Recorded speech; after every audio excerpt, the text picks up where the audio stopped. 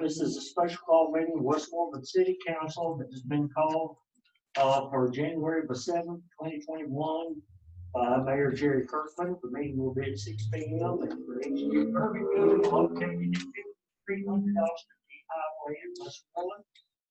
Suspending the regular scheduled work study session until the special call meeting is adjourned. The City of Westmoreland is a cooperative provider and employer. And the purpose of this meeting is to discuss the three items below. I will discuss those items as soon as you call the roll, Ms. Keisha. Felicia Head. Present. Kendra Wilkerson. Here. David Lee. Here. Brian Smalling. Here. Doug Brown.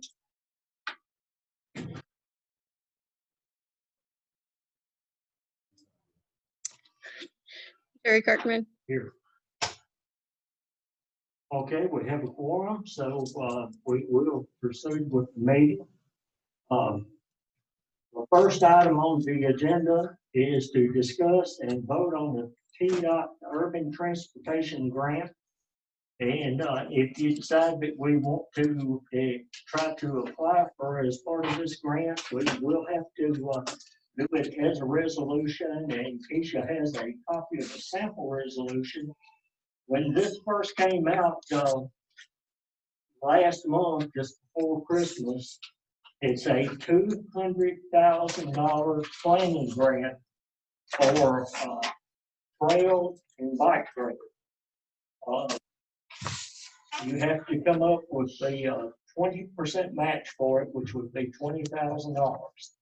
So the city of Gallatin proposed to all the cities that they participate in this and do it kind of like they have done with the ECC, and the city would pay a portion based on some formula. And what all they could tell me until the day before yesterday was that our portion would be no less or no more of $1,000. So it's dependent upon how many cities participate. But as of yesterday, they sent out a email, and our part of it would be a little over $200. So if we want to take part of that as a county-wide project with each of the cities involved, Westmoreland's would be 1.3%, and for $260. So if y'all are interested in participating in that grant, there was a deadline to it, so we have to get the resolution turned in, and just, I think, like the next couple of days to apply for this. So that was one of the purposes for calling for the special call meeting, which it turned out pretty good that I waited, because honestly, I don't think y'all would have voted to appropriate $6,000 from our budget for that. But I've come up with a way, if you want to do it, because the mayor has not turned in any mileage because of COVID this year. There's some money in the mayor's mileage there for transportation that you uses that matching money for Westmoreland. I have the information here on the grant if you're wanting to know more about it, but it's basically just a planning grant. Like I said, the Department of Transportation has issued it out, and it has a $200,000 maximum, and it would be just for planning a route for a bike trail or maybe even a walking trail in it. I've got the package here.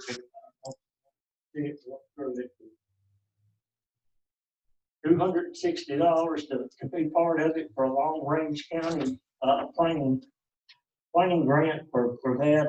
I think would be okay. What kind of money do we get? $100,000. No, that goes just strictly to whoever the engineering firm is that would do it. We don't get any money for it whatsoever. But next step, provided we got the grant and it was planned, would be, would they want to implement it? And then that would be a whole new series of grants and things. I'm guessing probably several years down the road. This committee have, I signed up for the emails. I haven't seen any minutes. I know they meet and do their festival. And from what I've gathered, from what I have read, they're open.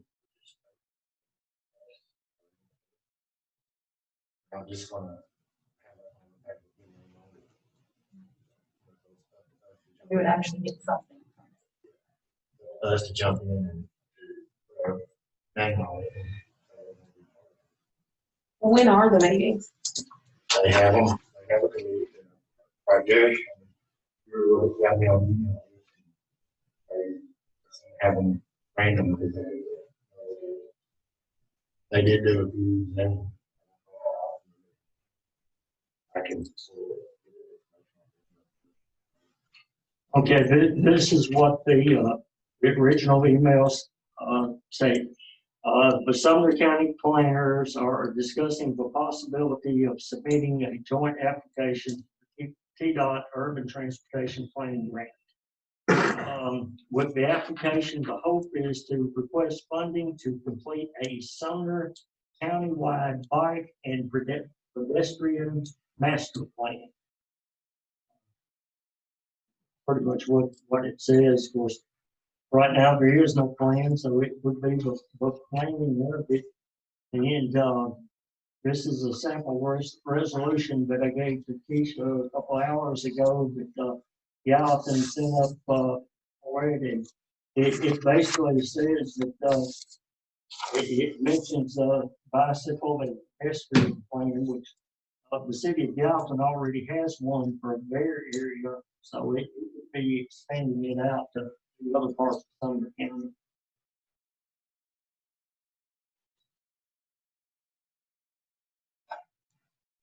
Questions? Anyone want to say this?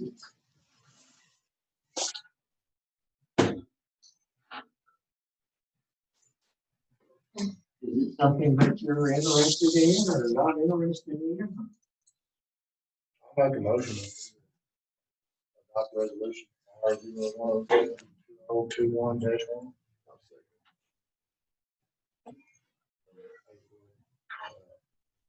Mayor's Mountains. Budget.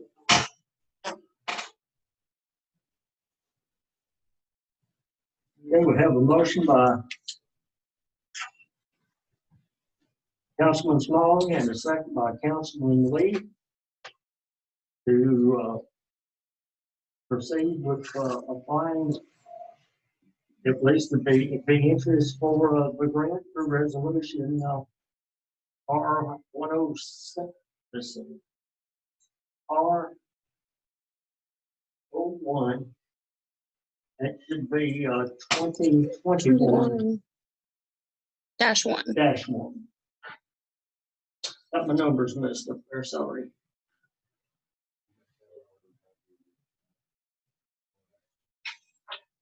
I thought this was the one that she just gave me.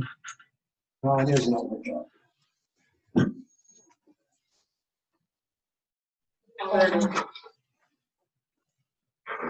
Yeah, here it is. Yeah, that 07, that 07 shouldn't be in. It should be a 01.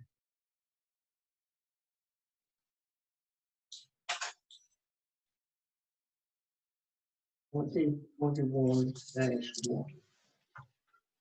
R01-2021-1. Is that correct, Felicia? I mean, Keisha? Yes. I started already, sorry. R01 for January 01, 2021, the year, is first resolution of the year. -1.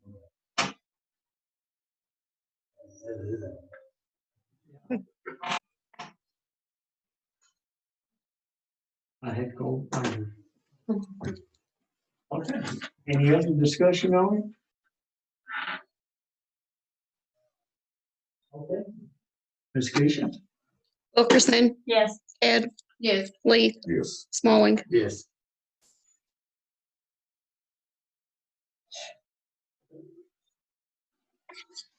Carries now.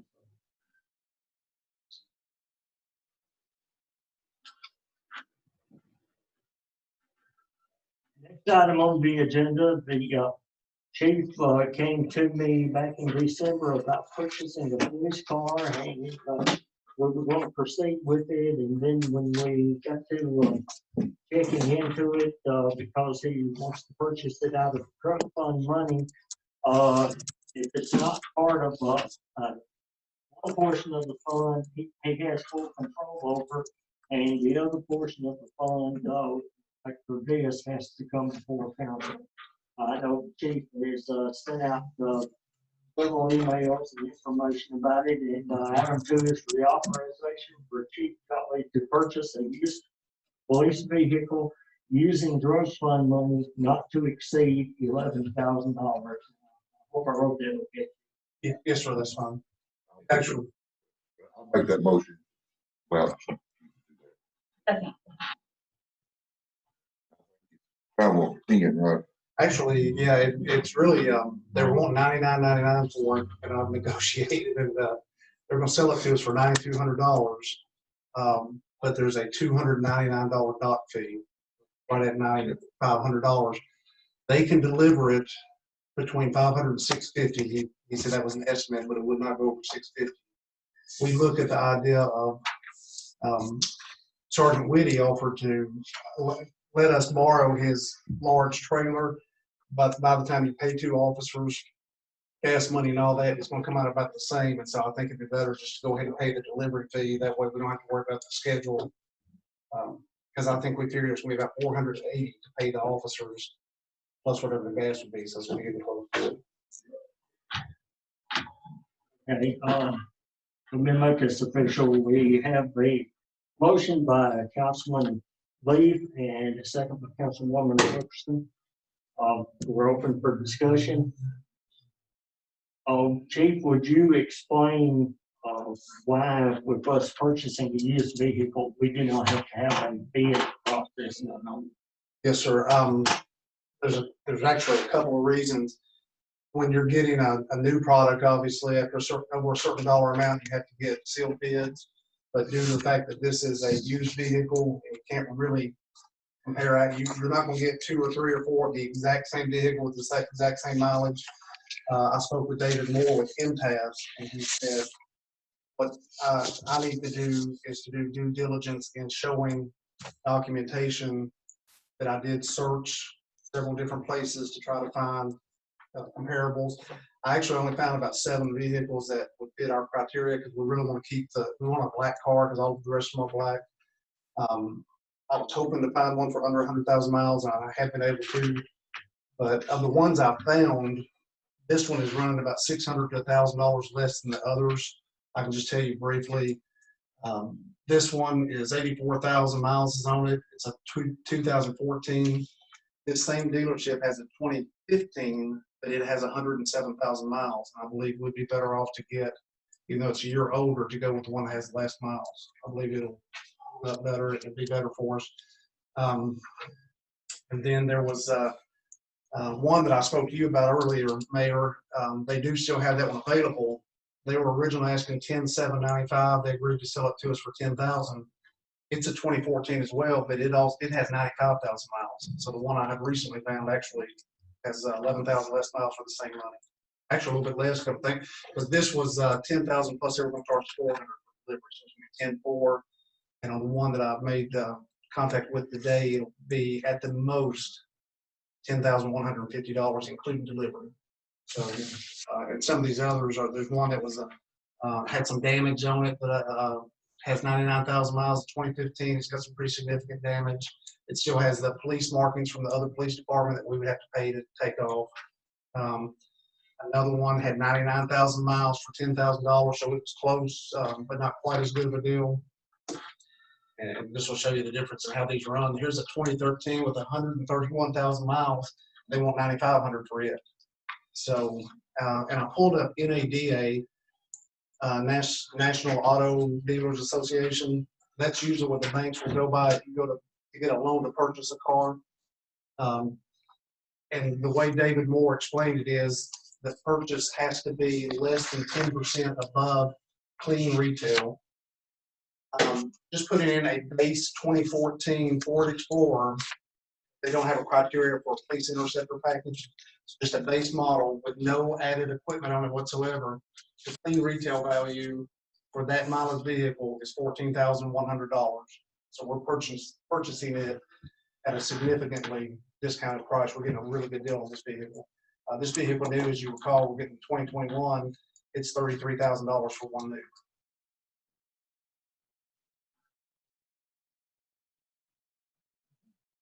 Questions for Chief John?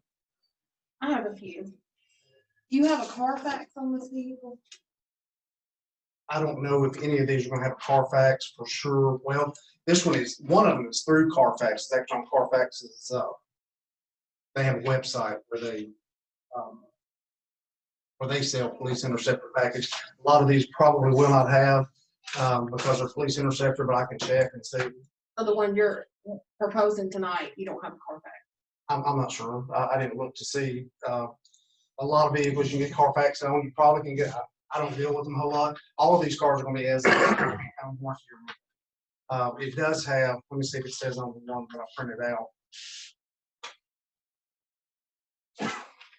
Some of the ones, you don't even have to request it. It'll have it on it, but I don't know if this one did for sure. Most of them anymore are pretty. Most of them have it. I think this one's, yeah, I'll have to check. Because what I've got printed out here, I don't have the information on what the Carfax would be, but I think you can get it on most all of them.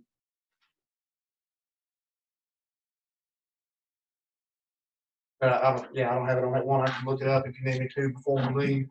What's the price on that one that is actually through Carfax? It's the one that's a 2013 with 131,000 miles, and it's $9,500. It says it's a 2-owner with no accident or damage reported. I don't want to say for sure because I can't tell you for absolute certain. I've looked at so many. I'm reasonably positive that this one's a 1-owner, but I don't have it in front of me, so I don't want to say that for certain. Is this, where is this one located? Where is it coming? This one is, this one that I want to get that's the better deal is coming out of Waukegan, Illinois. It's a suburb of Chicago. And apparently there's a couple dealerships up there. There's one that, the first car I looked at was out of Chicago Motors Incorporated. And then this one is close by. And for whatever reason, they specialize in used police vehicles. That's all, their entire inventory, I think, are just used all the way up to 2021's used police vehicles. So this one is not equipped with anything. My next question is, where are you gonna have the money to equip this vehicle? Well, we've got equipment budget. We've got a lot of the stuff we've already got because we're taking a couple cars on service. So we may need a little bit of additional money, but it's not anything that, it probably wouldn't be anything I need to get out of the drug fund. It would come out of one of our budget line items. And you do have that additional money in your budget line item? Yeah, I wouldn't be doing it if I didn't know. A little bit. Just FYI, I noticed in your last email, you said you had some that you wanted to sell and put that money back in the drug fund. Double check on the rule.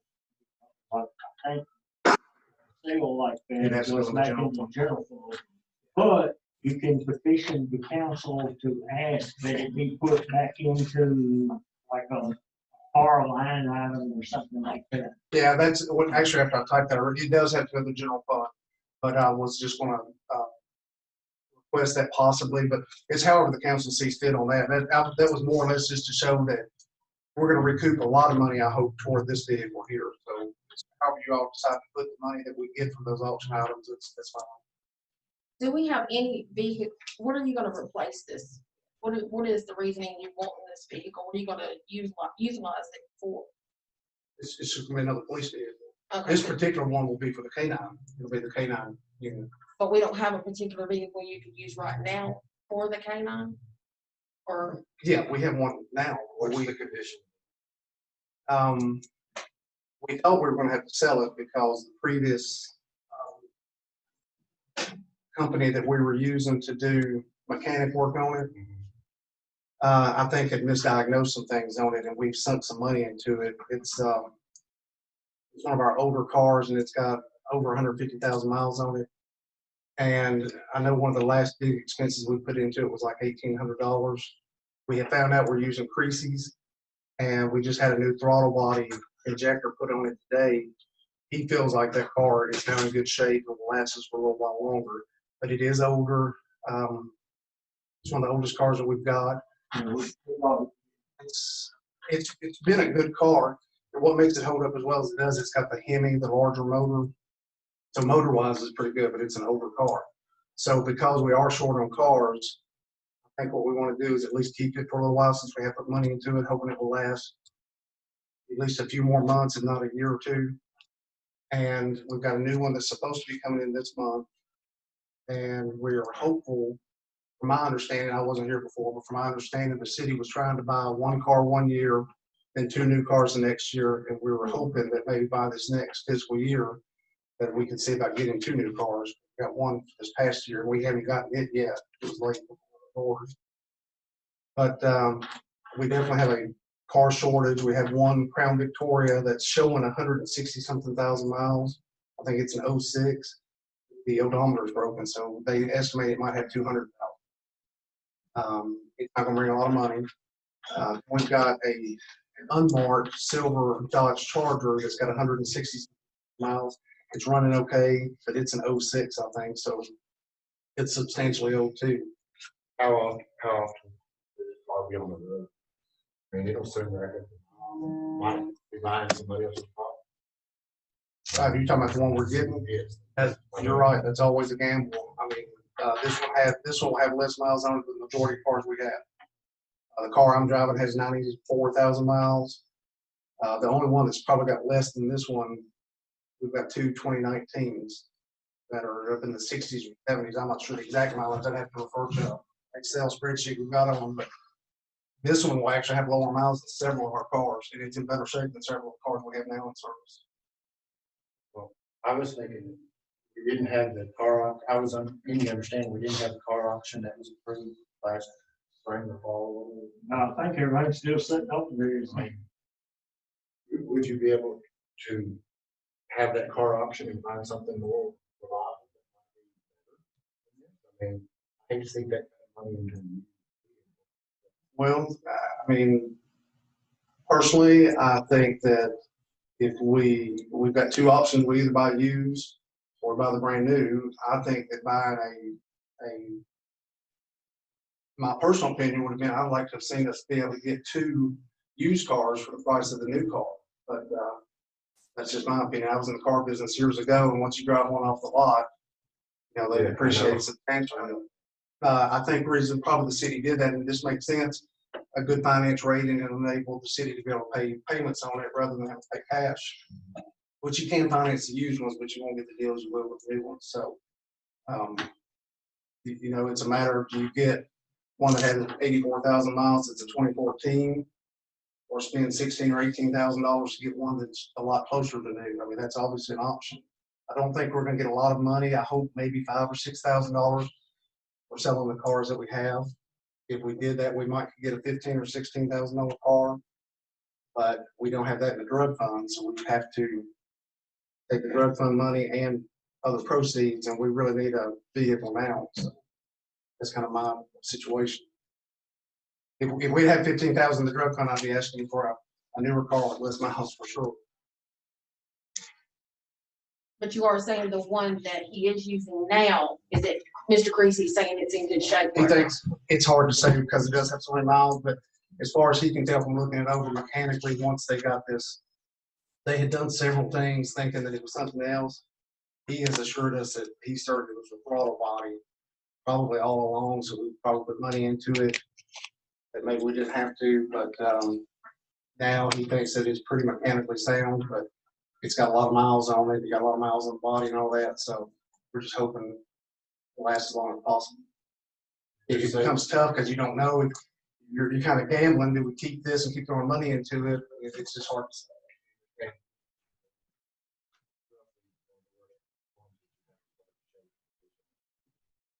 until we got it fixed recently, it would have been probably it and the Crown Vic were the two that were definitely gonna go. But since we have put a pretty good amount of money into it, and right now it does appear to be running well, we thought we'd try to keep it. And the silver Dodge Charger has a lot of miles on it too, and we know the Crown Vic is just, it could go down at any time. It won't bring a lot of money, but it's definitely though. So anything you're thinking of next would be. Right. To be honest with you, if we were to get this car, get the new one, and we were able to sell the silver Dodge Charger and the Crown Vic, we would be okay. We would have enough cars that there would be a couple left here for those that don't have take-home cars, so that when the part-timers work, there would be something to drive. But you also have to keep into account any car, even if it's a newer car, can have some kind of maintenance thing. So you might have one taken out of service from here from time to time. So you need to have at least a couple that are available for when the others are out of service. At least with the new ones, they have warranty. That's true. We took the extended warranty on all. Just as a note of interest, through the end of November, the repair budget for the police department for vehicles is over half been utilized. We'll keep it in mind. And a lot of them probably went to that one. It did. That's what I was gonna say. Over 2,000, I think, went to that one car. Has this vehicle that you're inquiring about, has it been checked by a mechanic? Have you got any report, like it's been through a 5-point, 10-point? I'm sure it has, because all their cars at these dealerships have, they go through a pretty stringent inspection. Yeah, I've been told that it's mechanically sound. I've seen it to know that it has no significant damage of any kind. And they probably will have a Carfax I'll be able to get for it, But you don't have either of Carfax or that documentation with you tonight? no, I don't have it right now. And I'll point out also, that's one of the reasons why I worded this the way that I did, for you to purchase a vehicle not to exceed this amount. That way, if you start to check on it, if the council locates it, you're not tied into one particular vehicle. You're the chief down there. This is a drug fund. It's your fund to use as you should. So I don't imagine, from what I can tell, any dealership now, especially purchasing cars like that, a Carfax is an easy thing to get. Yes. If not, you can go online and do it yourself. They charge you a little bit for it, but you're looking at 2 or 3 vehicles now for $50. You can get free inquiries. I believe I can get a Carfax on any of these. Until I knew if we were gonna be able to get one, I didn't go that further step. I certainly won't purchase it if you all approve the purchase and I find out that this one is not a good one or there's something wrong with it. Then I'll have to go to the next one in the line. That's the next best deal. Make sure it gets it. Well, the bottom line is you need a car. Yes, sir. And, They spend almost $2,000. Tim made that judgment, which car he will get, and not see $11,000. That makes sense. Yes. Now, most of the things we have that will go on this as far as equipment, we have a lot of that already. We have a light bar that's over at the 912 building. I'm not sure what it came out of because it was before I came here, but John David said there is one over there that's in good shape. It can be used. We have a radio for the car. If we sell the Crown Vic, even though the car is really old, the equipment on it is still pretty good, so it would easily go into this car. So it won't cost much of anything to equip this vehicle.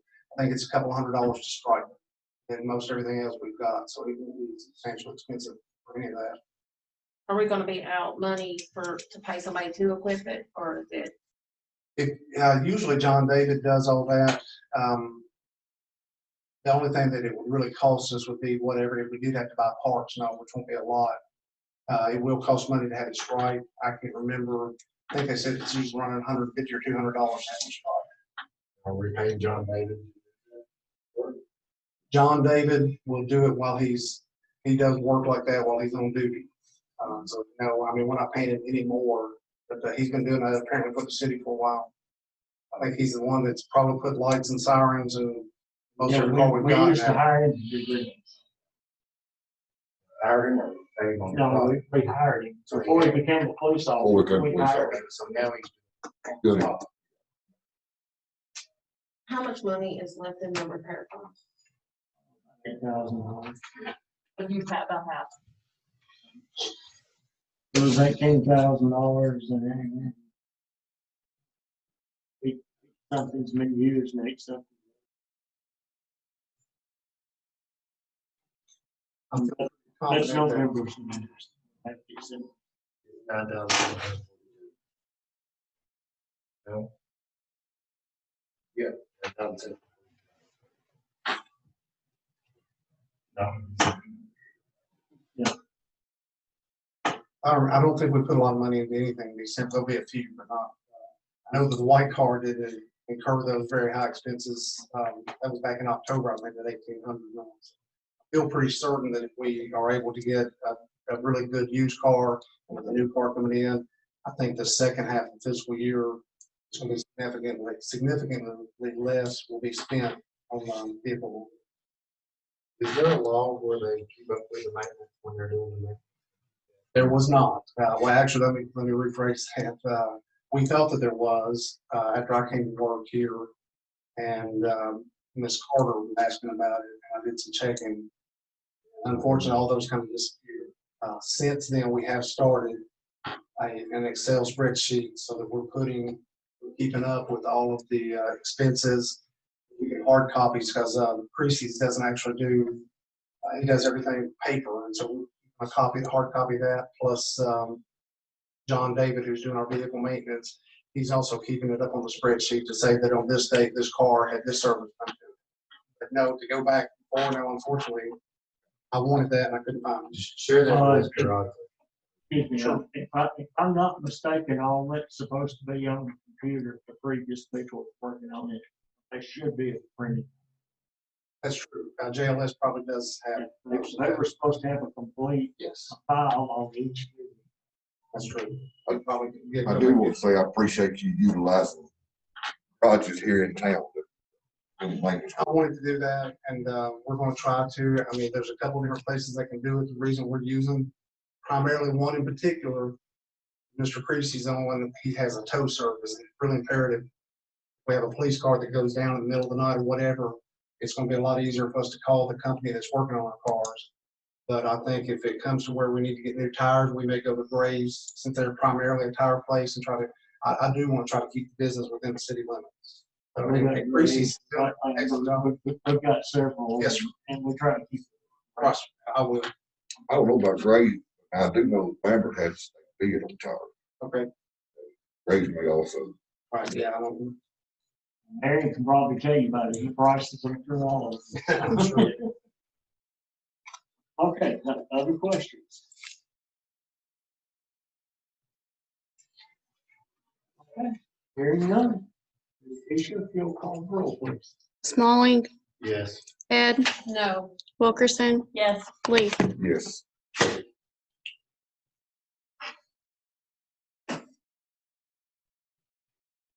Motion carries 3-1.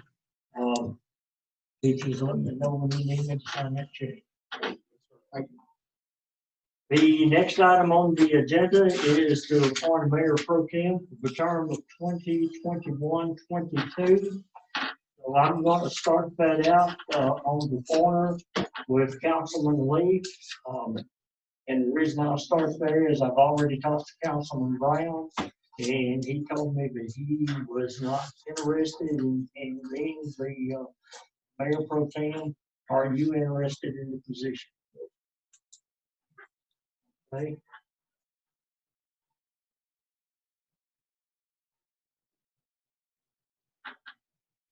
Ms. Wilkerson, are you interested?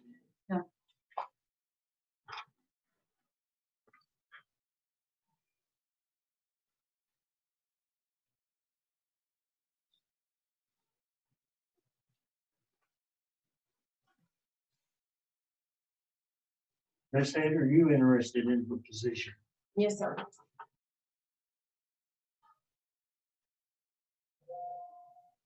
Mr. Falling, are you interested in?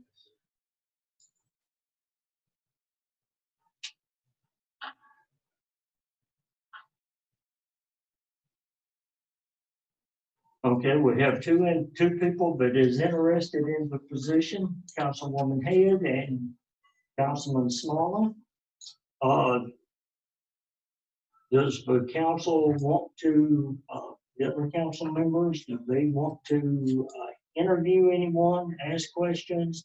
And where I'm going with this, once we finish any inquiries or such, I will do it just like I did with the police chief. I will ask, I will call the name and I will ask each council member how they want to vote, yay or nay, yes or no. Positive, negative, ever how you want to put it.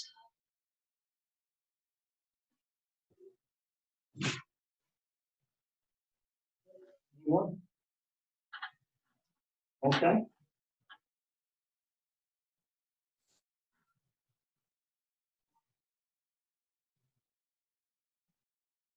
Okay, we will be voting on the nomination for Miss Head first. I'll do this, so Miss Head, you will be the first to vote.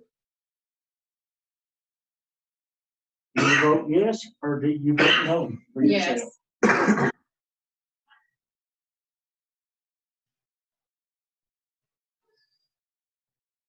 Councilman Lee, how do you vote? No.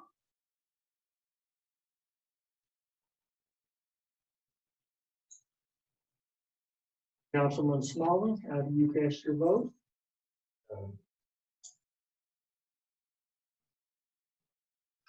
Ms. Wilkerson, how do you cast your vote? No.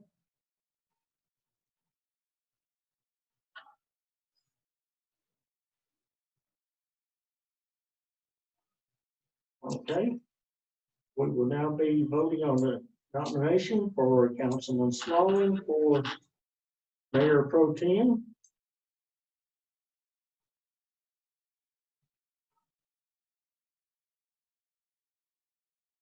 Councilwoman Head, how do you vote? No.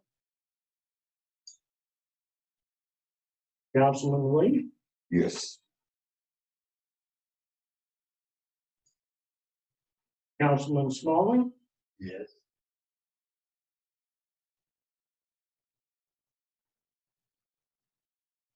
Councilwoman Wilkerson. Yes.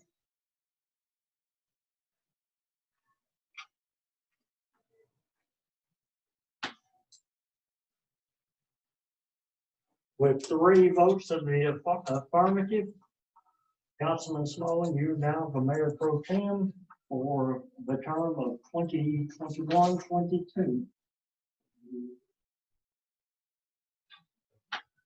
Thank you.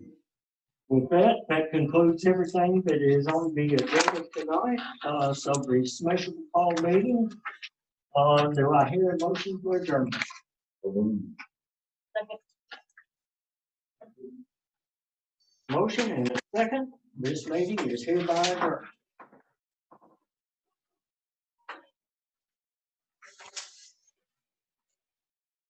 Okay, given COVID and everything that has happened, does everyone want to do a work study, or do you want to spread out some more, or do you want to postpone it, or the ones that are interested in staying, stay for it?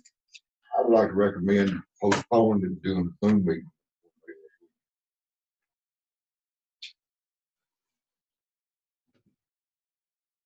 I don't know of any information that we have that is absolutely pending until next week.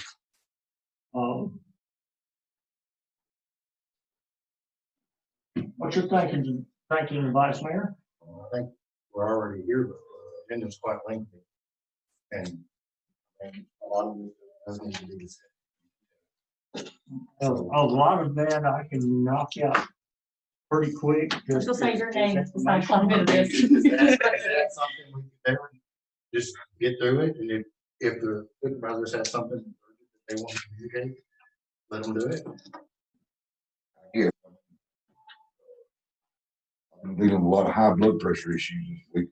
What reason I wanted to post Well, for it. let's talk about the Zoom meeting. It's on the agenda, it's something for us. And Ms. Head, you had, I spoke to technical support in Gallatin, and they have it set up on Zoom, and I've communicated with Miss Keisha about it.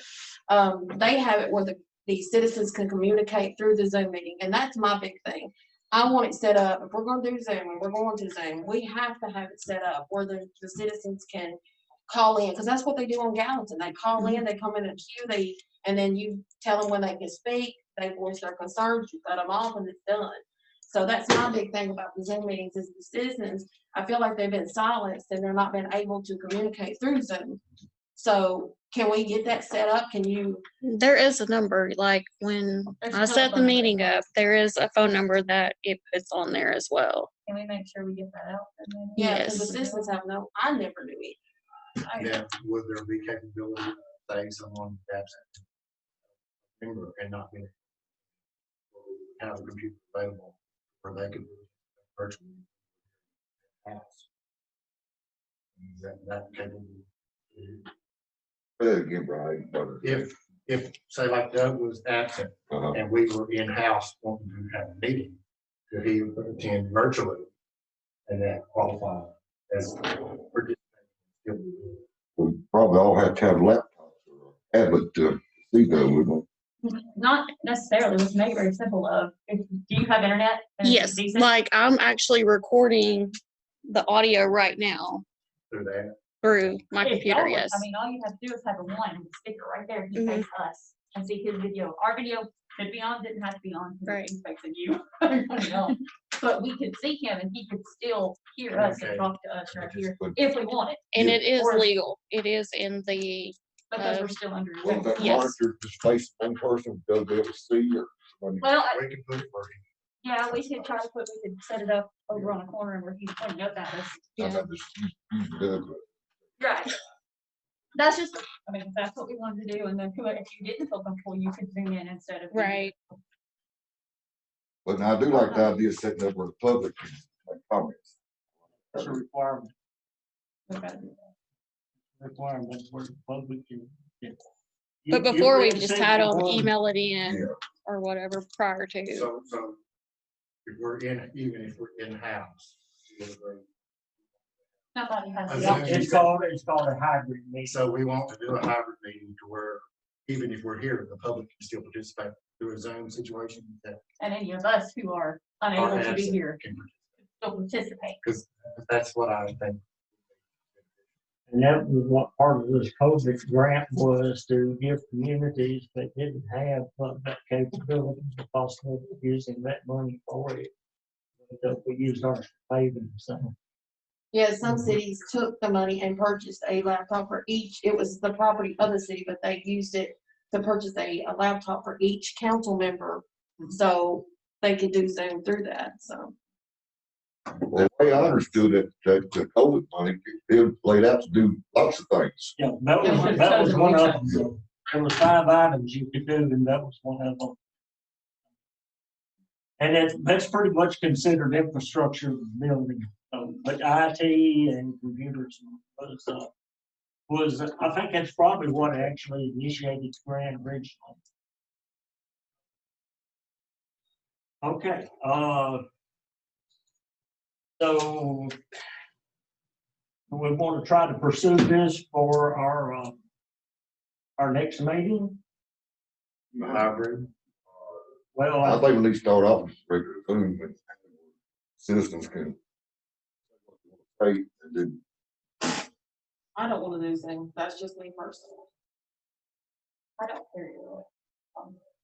I don't care for Zoom either. I don't care for COVID either. I mean, if we have the hybrid situation. You could choose to be at home you and we would could have Zoom to it in. participate. I'm not trying to knock it out. You know what I mean? No, you would have a choice if you don't want to be Yeah, here. we need to participate. You're important to us. But nothing, and we could kind of do it on our own. or Zoom in. All right, let me ask Yeah. you, let me ask But you the this. thing about it, and this is what Mr. Bradford brought up to me, and this is on here to discuss, about our schedule for meetings. Don said that you needed to be getting all of your items into me for not only our regular meeting, but if you want to do work study, the items need to come into me so we can get the agenda out. You notice that I sent the agenda out for the special call meeting and posted it prior to New Year. Simply because if we do Zoom, and we have fallen really short of this, getting notice out to the citizens. We've tried to use our Facebook page, and Keisha's doing an excellent job with the website now.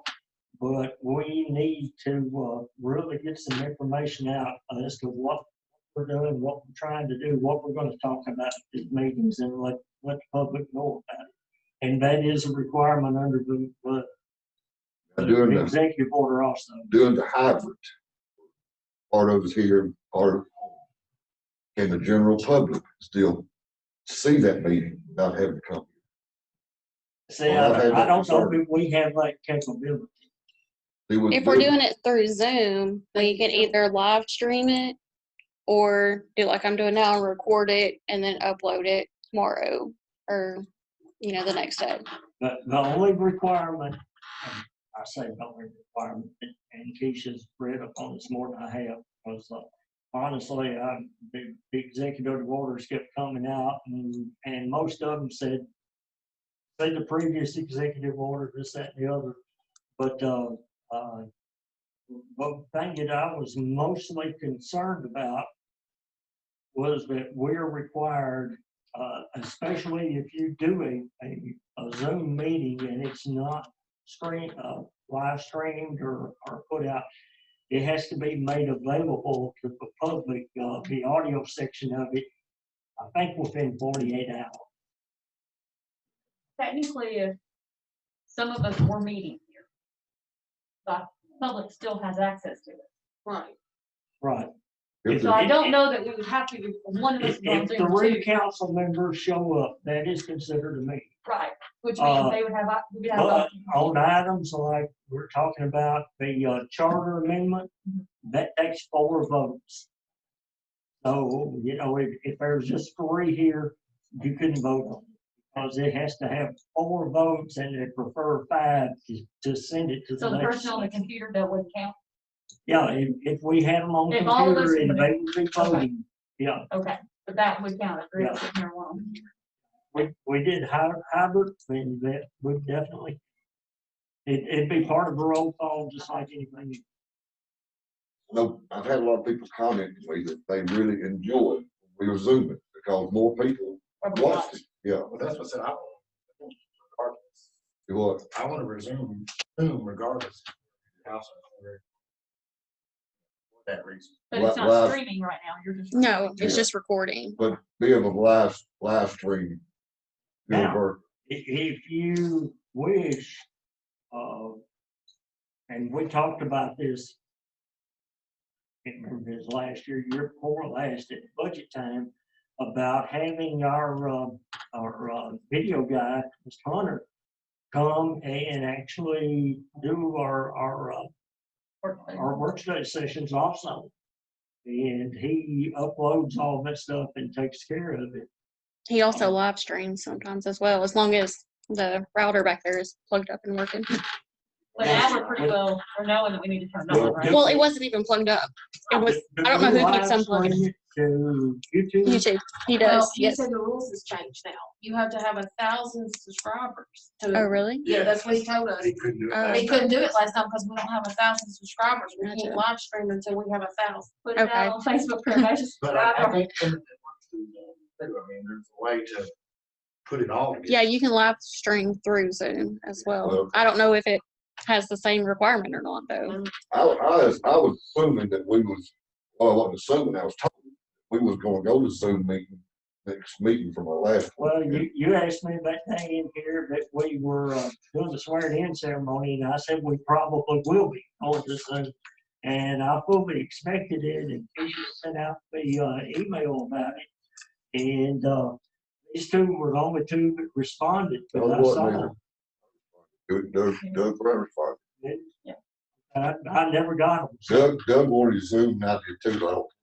And As long as you were here. So. Of course, okay, you were here. I had COVID over Christmas, I so know. it's, I'm kind of I at the was point a little of, I concerned don't about care.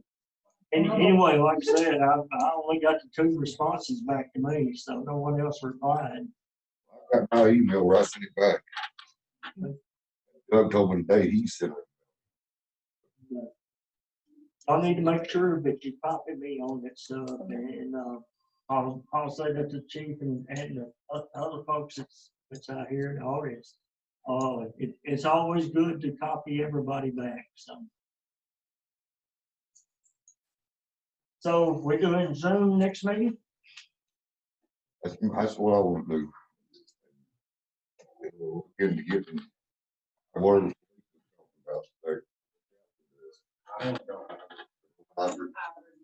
Hybrid would fit though, because then you could choose which one. Hybrid will still be able to live stream off hybrid, right? So the public can see. Right, because it's still gonna be through Zoom. Can you Yes. handle all that I will try my best. and take minutes and everything too? I mean, we gotta be logical here. Yeah. Exactly. I mean, okay, but let's discuss that slightly, because they call on a phone number. Yes. Where would that phone? I'm- That's the, Yeah, I'm not Question. sure how that works. I don't know if it kind of comes in here and it's like they can talk. If it's fed to the- Right. do you know? The Zooms, I've been in a Zoom meetings, before. The number that they gave me, all in, and it went to. So it was part of the stream. I think whoever's managing the thing can allow. They call that number and you can allow them on the screen. Like Yeah, hit the that- button for them to start talking or whatever. Unmute So them if or you had a spot for a computer that could have those who are zooming, and then we could see, yeah. I don't, that would be. Can we, discuss and just knock this out real quick, is the council packets? I wanted to see how the council felt about the council packets. Me and Miss Keisha talked about it. Correct me if I'm wrong. She said there's a form that officer has to come in, he picks it up, they go to each residence, and then I reckon you sign off on it, and then the police officer has to take, and if you're not home, he has to take more time to come back and do it all over again until he finds you, and then you sign off on it, and then he turns it back into Miss Keisha. I wanted to see how everybody felt. Why can't we just pick up our packets from City Hall, and that would relieve the police officer to do what he's got more pressing matters than to carry a packet around to your house. Play devil's advocate here, Doug may not get back to that, like some of us may not be, I am, but Doug may not get Doug may back not get back in to in time time before for they close. closing our places. Yeah. Could we, well, okay, like Doug or you or whoever, and y'all can still have yours delivered, but whoever chose not to. Well, the police department would always have mine after hours. They knew I would come to. Regardless of, and that would be person delivered, knew I would. I got no problem with the police department, whatever, because that puts a patrol car on my street. I just said there's one put there on my street all the I mean, I mean, I always pick mine up at City Hall, Yeah. so. there's this requirement for them to deliver it. Where's that? time. I think it's in charter. I mean, but if we. if It they- just basically says that the, information about the meeting, but it also says special call meeting, so like tonight, we did. But like, in my view, like I said, the officer, who I know when they're gonna be delivered, I know that officer has them that time. Most of the time it was the same officer. He would call me and say, I had the packet, and I'm like, well, I'll be in town at 5 o'clock. And I would call, and I'll pick it up then, arrange to pick up. But like in your case, they just leave it there, and I'll pick it up at 4 o'clock or whatever. You know, I don't think it's a requirement. all of them, they have them delivered. Yeah, well, I'd say right now, like if you want to pick yours up at City Hall, you just inform. Just let me know. Okay.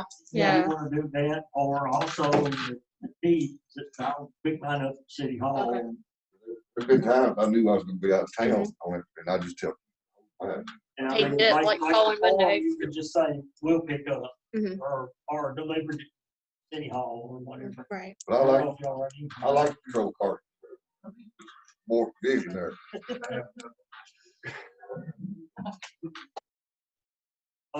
Let's get back to the Zoom meetings.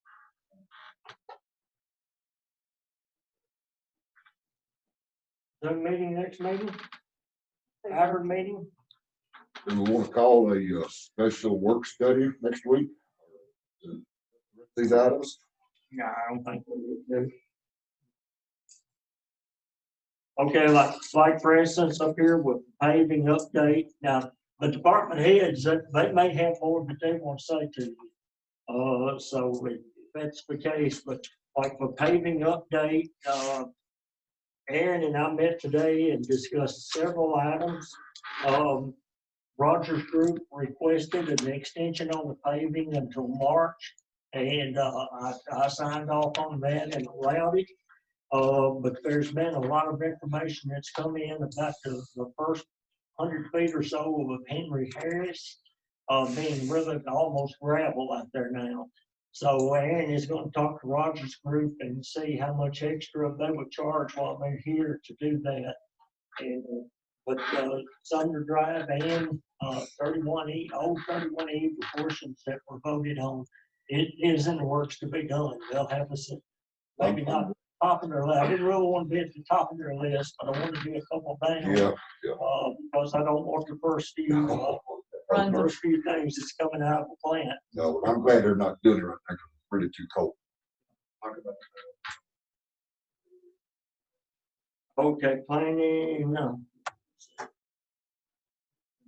Let me hit water source updates. Congressman Rose had a meeting with 4 engineers, late December. The Board of Engineers still has a moratorium, but they're studying it. I have about 5 or 6 bullet points of what they're trying to do, but water sources is still being discussed, so that's kind of an update on that one. And if you want more information, feel free to call me and I'll tell you all of it. But right now, that's pretty much it. It's still on hold, so unless you want to try to do something else, it's what it is. A schedule of the 2021 meetings. We need to know, does the council want to have a December meeting next year or not? Because we didn't have one this year, we didn't have one year before, and is that too long to go without a meeting or not? It would have to basically be if you did one, it would have to be rescheduled for another time because it's getting all close to Christmas there. So that's something that you should already start working on. Of course, planning and zoning and board of appeals, there are no meetings scheduled November or December. So if there is one, it's supposed to fall. Mhm. So when you get those out to print in paper, planning and zoning, it doesn't have one scheduled anyway. So don't want to have one for December. I do. I do. I'll tell you why. The last meeting in November or October, there were a lot of things that we discussed that were left on the table. And our seats, a lot of different things. I felt impaired. I wasn't able to act immediately or ask questions immediately. And it was a handicap. I know there's no election. The year before last, I think there was no scheduled meeting. We had 3 special calls. Urgent matters. If there was something that was happening that you scheduled a meeting, decided you didn't need to have, is that a possibility? And if you cancel the meeting, I mean, I've had several citizens to call and ask questions about the trash ordinance several of them, and then, animal control. I mean, it's constant about them too. And then even the junk cars, well, that stuff that was on the table. Over. I felt. Okay, Doug, okay, let's go ahead and schedule the December meeting. And then if we don't need it, if we get down to it, we can cancel.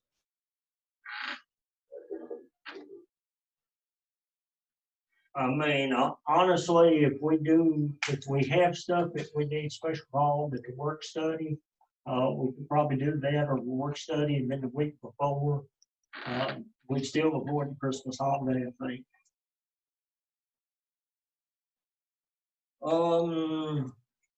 Something that's important, I guess, that we talk about is the beer permit for Easy Cheesy, Stanford Easy Cheesy.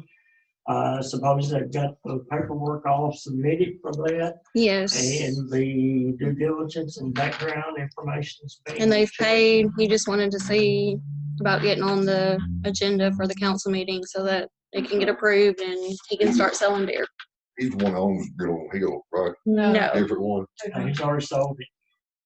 No, Benny's already sold no, it. Benny. Well, I know Benny's Benny sold, but I thought Stafford owned. No, owned no. it. Hudson does. Hudson.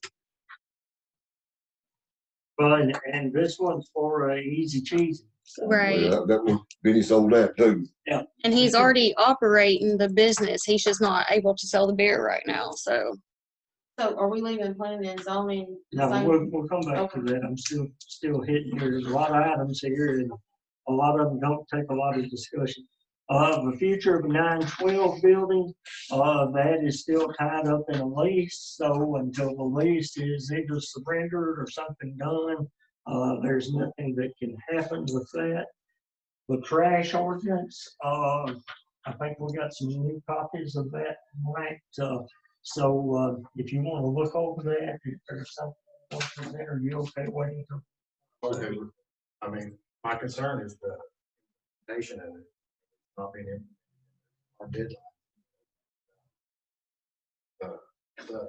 You're right, it took effect, but that is ordinance that's in effect. But So- we've not implemented. Oh, that's. Well, that's the main program comes through that guy right yonder. Okay. I talked to you today. You want to share your concerns? Yes, I'm gonna be working on with Keisha, getting a letter together. Jerry and I talked about it a little bit today, try to get this letter together and get it out, hopefully next week. And, take the changes that are coming up, taking place or whatever, some dates and things. To kind of give everybody an idea of what's going on, and then also, if they have any more questions, maybe they can hopefully read the ordinance. Not for everybody. As you have people that are in, I heard y'all discussing it a while ago, there's still some more changes that's got to be put into it. There's things that was voted on. So y'all get with Keisha and she gets all those changes made. I will stop by and sign the new ordinance. And once that happens, then the citizens want to pick up copies of the ordinance. Hey, the orders, we gotta vote on it. No, it was things we voted on that didn't get. that I didn't fix. Yeah. Like I think the part that's mentioned, human and animal waste. Also, had in my notes, I want to do see some data on. Okay. Can we do that? Like, no, you said you went 4 times to the dump in 2 days. That's a lot of ticket bids. I just want to see the overall picture. But can we get not just 2020, because of course 2020 is gonna be larger because COVID and everybody was staying at home. Can we get Get 2 years 2019? worth Yeah. to compare, see if that's what's called. Okay. The increase, I will tell you, it is due to the increased amount. Not only that, Now, I haven't received any word that the tipping fee's gone up. We have one of the best rates for tipping fees because they give the cities a really good rate because we utilize it. We could save some money if you wanted to possibly save some money. The tipping fees at Carthage are a little cheaper. But the reason that I stopped us from going to Carthage was we're spending about as much in repairing stuff and all. And, not only that, but man hours, the time to drive to Carthage, come back and wait in line over there to dump, and by the time they hook the crane to it, to pull the truck out of the mud, which we've already broke, what, 2 hooks? Yeah, more than that. Oh, okay. Two's all I knew of, and we almost lost the transmission. Also, the reason I want to know the data is the service we provide to the citizens. And if it costs you service, that's obviously growing. Cut back the service, do it under our, I need to expand the service and look at how many days we did. I mean, could be going in the opposite direction. Expanding. I want to have that data.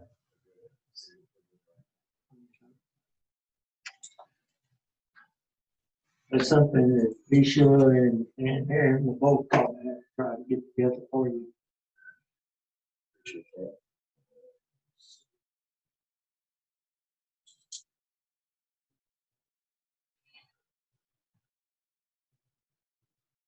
Okay, the dumpster ordinance, that'll be for second reading.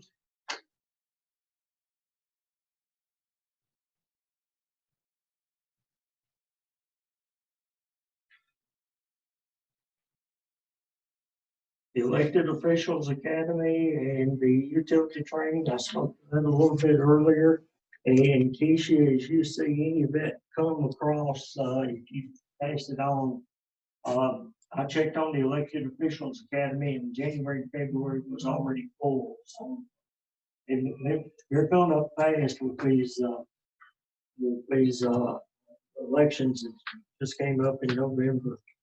But they said they would have more. So, and if you don't, the utility training, if you don't find it on the MCAS, you can go to the comptroller's website. They have online training classes also.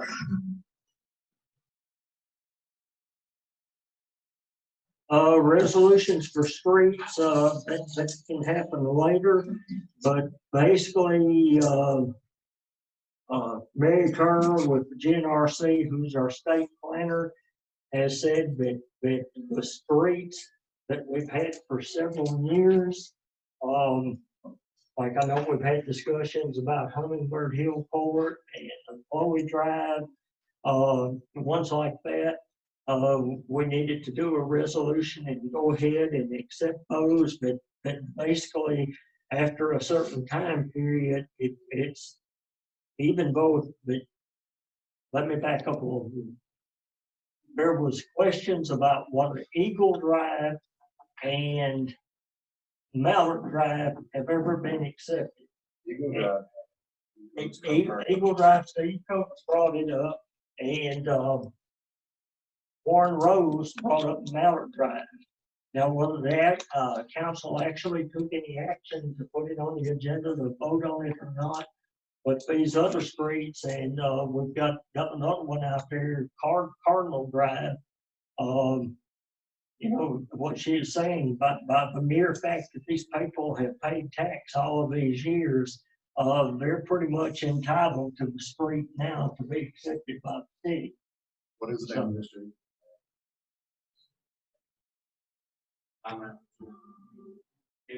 Hillside.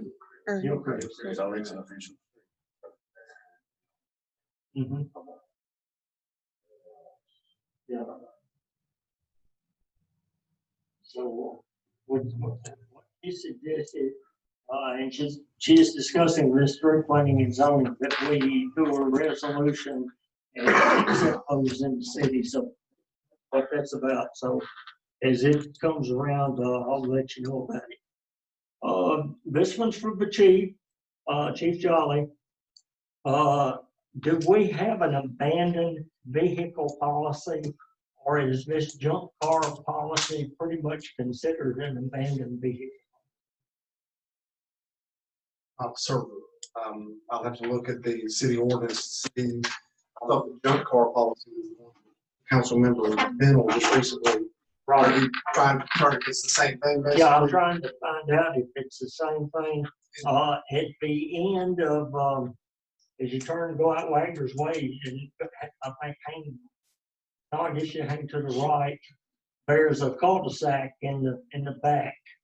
And somebody has abandoned a car there.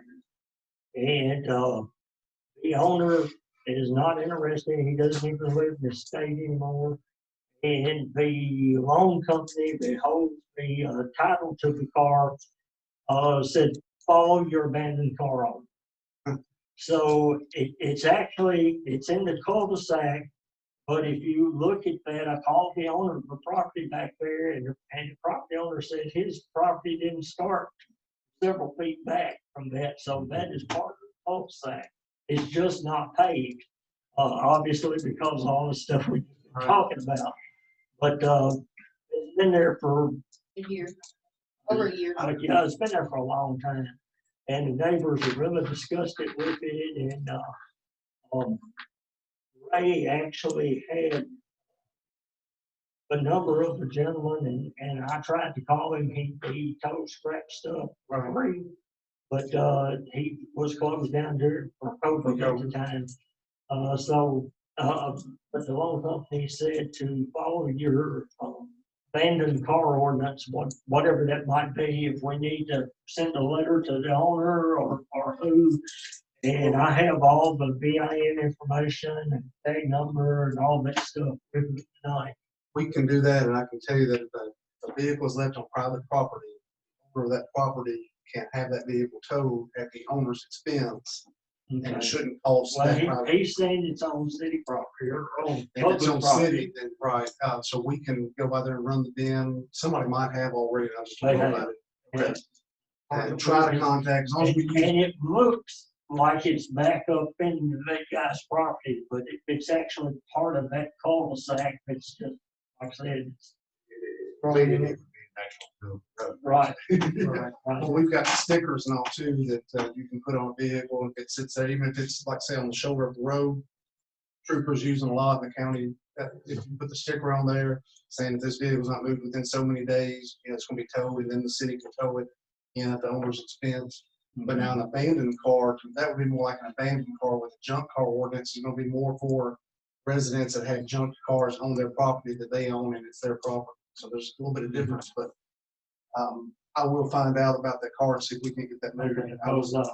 I called the gentleman that owned that property and told him he might want to get it moved, and he said, that's not my problem. My property doesn't start until long back where I guess there's a fence row or tree line or something back there. Well, this city property, which they will be able to take care of it. Yeah, I actually went out and looked at it, and it's in the cul-de-sac. It's just growed up right in front of it. So Okay, yeah, we'll take care of that. yeah, if we have to, I mean, I don't know the standard car ordinance stuff. Yeah, I'm not sure. But even if there's not an ordinance for that, if it's been sitting there and it's on the cul-de-sac on city property, we can tow that. Yeah, check with Sergeant Whitty, he can fill you in on Yeah, that. Sure. we'll make due diligence to try to contact the owner at least. He's out of state. So, right. So have you spoken to the bid? No, I meant the car The car owner is out of state, owner. and But his father lives, Okay. you wanna tell him his father's the one, it was on his father's property, and he, Oh my goodness, that's one had the window shot? Okay. Yeah. And that's why, yes. Yeah, Okay. and the neighbors out there, the other neighbors are starting to really become irritated about it. So. Okay, I know it was brought up the last meeting, so we'll get that taken care of. Okay, planning and zoning appointments, Doug or Brian, one will have to come off the planning and zoning commission. We can only have one council member that's representative to it, and Doug is a member now. And I was hoping Doug would be here tonight, could ask him about it, but, I'll ask him about it at our regular meeting when we have it. But, the council has an appointee to planning and zoning, so that will be up to the council. I know David has expressed a lot of interest in planning and zoning, so, you know, you might give some consideration to that if you want to sit on that commission, be on that committee. And voice that committee when it comes time to vote on it. Internal controls, I enacted internal controls January 1st for City Hall. As you read the audit that Ms. Keisha handed out from Mr. Poole, I'm sure that it's in there again this year. Last year, I told everyone that I had to sign a letter to the comptroller's office and we would work on that. And that was one of the purposes when we hired Kelly Ian over there. They're working on it. I know it's uncomfortable for them. It's a lot of extra work, but it's the right thing to do. And we've gotten away with it along with many other cities for quite a while. But the legislature is tired of it. And last year they almost enacted legislation that, you know, that was going to tie our hands. I don't remember that they ever said they were going to fine us, but it seemed like there was something in it like, you don't do this, you're not eligible for grants and stuff like that anymore. So it's something we had to do. So what I'm saying here is that as this evolves and starts to happen over the next month, you can discuss with Debbie at that point. I know Debbie wanted to retire, and I asked her to stay to help us get this implemented. She wants to cut back her hours or whatever she wants to do. You can kind of coordinate with that with her and let me know. But this internal control has to have. We have to have it all resolved. It'd be nice if we could have it come off when June 30th, when this next audit goes in and is beginning, that's taken care of. So anything else that you see that we need to implement? You're now you've always been, but now you've got the credentials to go with it. It says that you're the chief finance officer for this city. And it's now become your job to make sure we follow all of these things as well. Thank you. Yes, sir. and great job. I have a question. In the findings, they typically do a letter that has some minor findings that are not listed in the findings report. No, but it's worded different. We used to say that in a separate letter they said detail of findings. We have something like that on this time. No. I did not receive one. It's worded different on Yeah, page. usually I receive a packet about a month With before the minor. the audit comes out, and I didn't receive. This is the first time I've seen it. It like I said, it's different. It's worded in a letter with the minor things that Right. you have corrected on the spot. Yeah. And then No, he didn't send that. The only thing he sent was the paper for me to sign. They're tight. That's a copy. awesome. They're tight. Because I always like to see. Minor. Let me jump to the top here for a moment. The sewer plan update, all of the permits are in, and as of Christmas, we're under the two-week deadline, possibly for getting the okay from Tdot to bid. So we're still waiting. I was hoping I'd have that information today, but it didn't come. But that's where we stand on that one. Charter amendments, that's going to have to come up for vote. We might can go till February if there's a lot of discussion on it. But Councilman Smalling called John Bradley and talked to him about it, and Mr. Bradley is supposed to get a finalized copy to everyone so that we can see the final changes that's in it. I told him that I was okay with everything that was in it at this point. However, there was a lot of discussion in November at the election about the mayor being able to have certain powers. And John Bradley informed me because I told him exactly what, of course, you were at the meeting with Mr. Grubbs and David was at the meeting with Mr. Grubbs and heard what he said. And that's what I told him. The charter did not line up, but the policy and procedures did not line up with the charter. And John said that Mr. Grubbs was not an attorney, that the attorney, that the charter for the section that was concerning me doing anything that happened under the previous charter, it was okay the way the charter read. So other than that, that's the only thing I know of, unless there's changes that anyone else wants to make that needs to be hashed out and finalized before a vote. Looks like the policies and procedures need a lot of changes in them. I know Chief Jolly has some changes that he's going to be asking for. Other departments may be asking for some. And all of those changes and additions will be attempted and discussed and conquered at one time. So, and we may be, it may be 2 or 3 months away, but they've all been had notes made. So, anything further on that?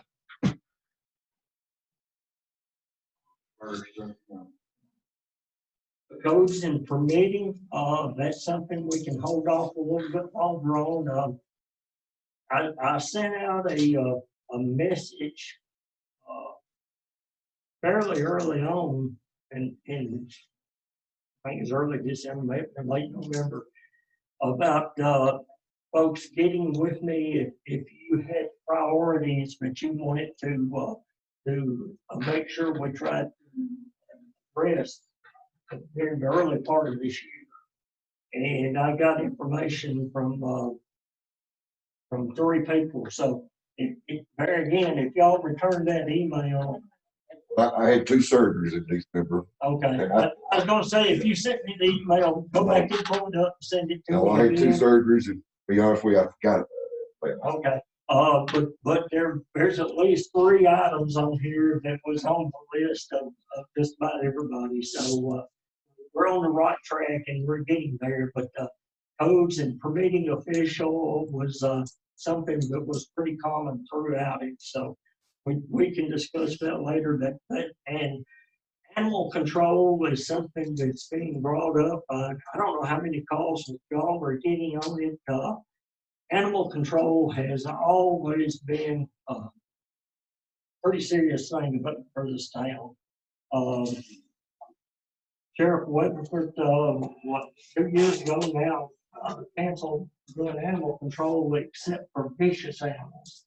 If you have and the term was hard, I said, well, what's the definition of a vicious animal? I said, well, if one growls at me, I consider it vicious. So, but they will come and address anything dealing with a vicious animal. So we can pick that one up next month. Hey Jenkins, you generally have a very short report. You can come and prove me wrong tonight if you wish. I can give you my report in paper or. That's the one. I'll take it to you later. That's still listening. Release them and then one is, That's now to us. comes from the December and then.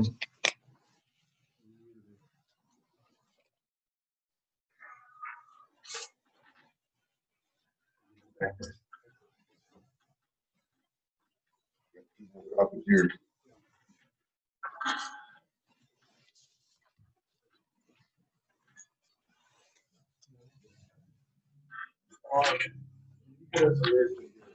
Firefighters and for the current vessels. And training things you have.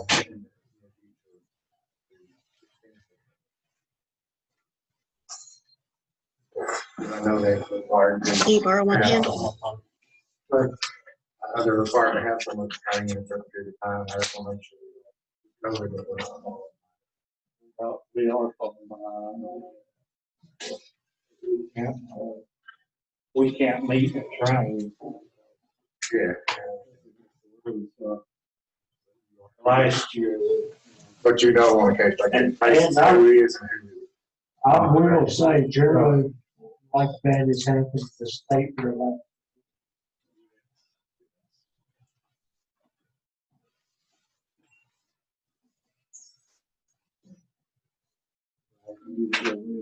where we're at currently. I want to.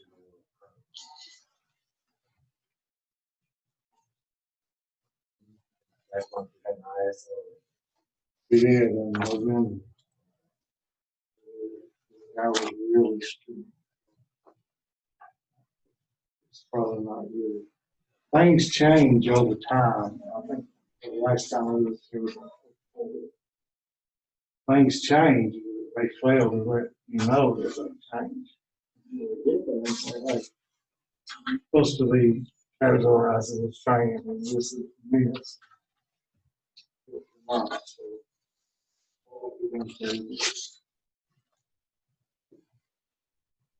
It's a lot about the person that does it. What I found out. This is how strict they want to do it. But we'll be looking at that. He said probably the first of the year. I remember last time you got to count something as a pump. You didn't consider a pump, but you did. You had to have to Right. Great. Sometimes that happens. I don't think it happened this time.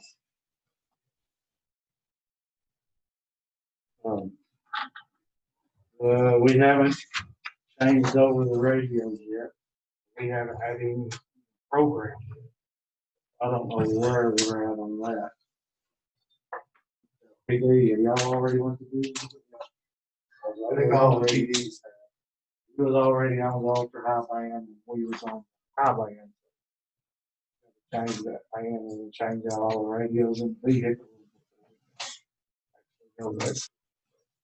It's at the end of January. We'll see. Counting on you. And county fire departments. Hendersonville is the only one that went to it. I was gonna say, or even all the police departments on it. Ken Lifer sends out each new one to load that, and he lets us know. I think Hendersonville Fire is the only fire department.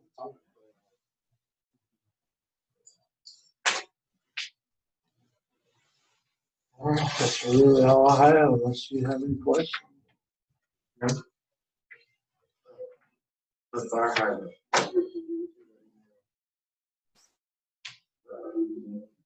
He said city council, they find it on. That's the vote on the surety price for the fire hydrant.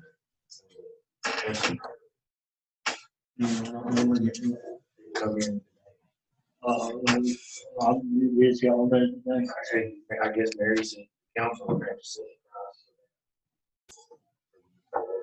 What we've always done is just for cost. For they use it by, all right, they use it by the hydrant, and then, Aaron, you install it, Aaron? Or they generally have it installed?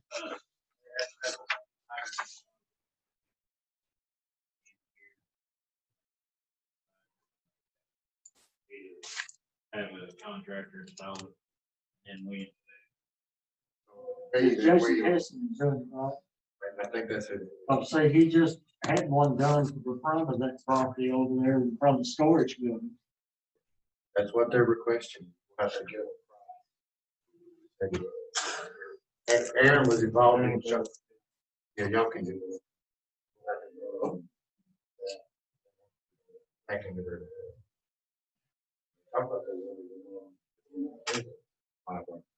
Well, if that's putting it in and paying all the expense, why do we have to vote on He's wanting to do it on the back end of his development. Now, he's wanting to have the money in the, whatever it's called. Kind of development that you do. They're doing a couple of duplexes out Triple there. I B, think it's a duplex. In the city, on his property. he's wanting to do a surety request, added to the next council may determine the dollar amount of the surety. Request in regards to. Open Water Department determined the location. Find an attached plat. And the pattern. it?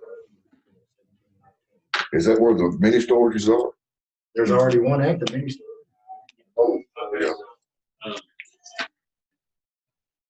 So if you turn down Pleasant Trail Road, many stores is on the left, and, that old house sits on the left right there.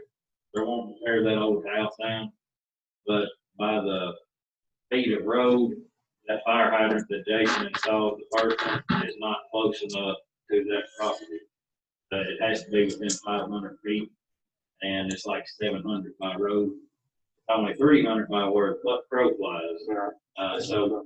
But the expense of it. So where I went out there and I showed him would be the best place to put it, it's gonna be right there near the driveway in. It would be kind of the back way in to the storage unit right there. And it'd be right in front of the plate home. David, as part of the planning and zoning process, to make sure that when development is done, get to do it or we don't have. So I guess it, like the vote on. Vote on it. We just need to make sure that there's, if he's doing like a surety bond or a letter of credit, we just make sure we got an amount in there for him. Done that process. So, no, I haven't done it at all. New for me. So, Aaron, if you'll get the price on that, we will, we'll put that on the agenda to vote on. I'm just gonna make sure I understand.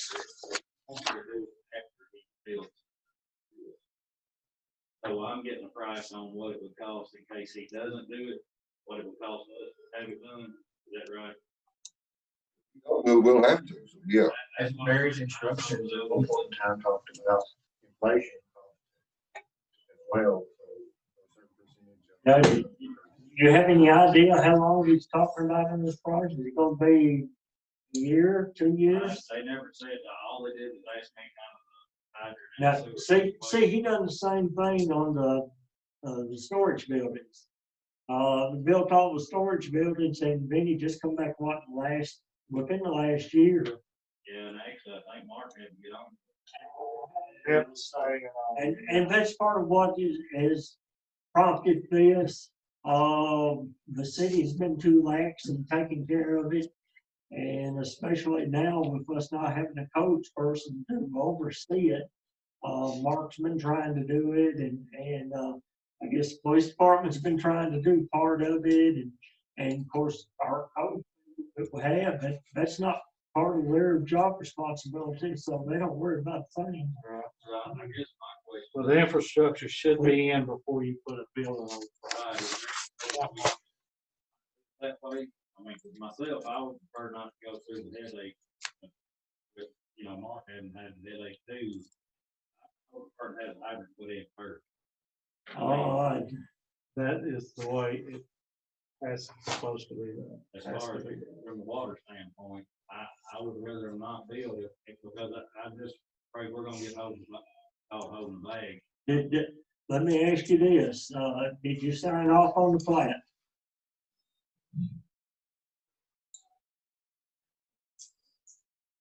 If you signed off on the plat, you signed off accepting responsibility for it. If the plat hadn't been signed, then It's, if I signed off on the plat for that, it would have been a long time ago Yeah, it's probably been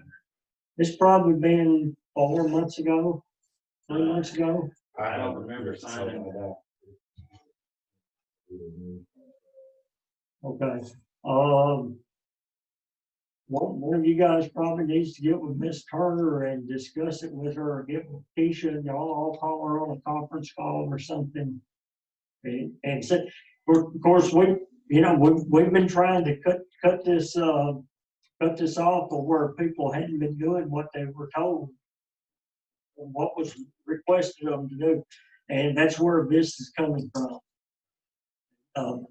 He's probably told her he wants to do it just like he did the other one, and she said, well, we gotta have a letter of credit, Right. because that's kind of what we talked about at planning and zoning. Of course, none of this has been voted on as the requirements that we're gonna do yet. I don't think we've talked about it, but, it's a letter of credit, and we've talked about the same thing for streets and stuff now. They're wanting to get away from, like bonds and stuff like that. So the letter of credit is a whole lot more reliable, which is what we need. So That's why I would like to be in the loop on that, even though it's residential, concerning the water supply and the hydrant and the location. Yeah. Otherwise, we won't miss anything and everything's covered, and like the infrastructure is first. That'll get it done. A lot of hydrants that are there. I think we've got a bunch over there. Yeah, they got their own, Yeah. they own their private hydrants. Yeah, that's the bad thing about Fleetwood, though. They got- Even though they're right there, New water. they belong to, or Fleet Home. You mean We in can some use cases you can't use them? They could use them, but they're actually on their own dedicated line and everything, so everything that comes through them is on their side. We can use them, but we can't count Yeah. them. wow. I wasn't wrong. I was thinking there was hydrants over there, but Oh, there is, yeah. you contributed to my education. Learn all the time. We probably need to go ahead and put that on the agenda then, and if we don't need to vote on it, we'll pass on it, we'll get to it. But we'll see if we can get some answers before, next week. Right, sounds good. Yeah, thank you. Thank you. Mark, thank you for doing such a good job getting up there to sellers and getting the report into. All of those comments have been added to the plans, and they'll be implemented. Good.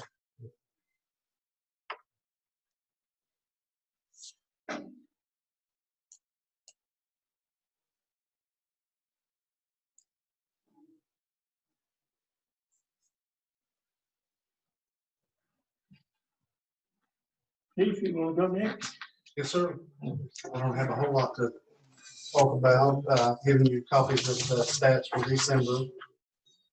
Stats were down in, November from October, and they went down again slightly in December. Obviously, like so many other things, a lot of it has to do with COVID.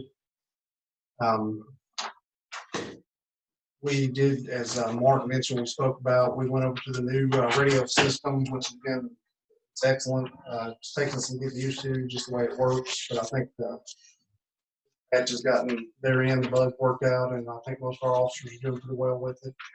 There's a delay, so when you key up, you have to wait a minute before you speak, and then you have to hold on the button before you have to finish speaking before you let off the button. But one thing that's really nice about the system is I just set it up for myself and Captain on our phones. We actually have an app so that if we were anywhere pretty much in the country, if you're on vacation or something, you have access to radio traffic. Some are you can program it however, whichever ones you want to listen to, but you can listen from your phone. It's clear as can be, whether you're clear across the country or you're right next door. So it's really a good radio system, and it's going to make it easier for emergency departments to be able to interact and communicate with each other. It's a really good system.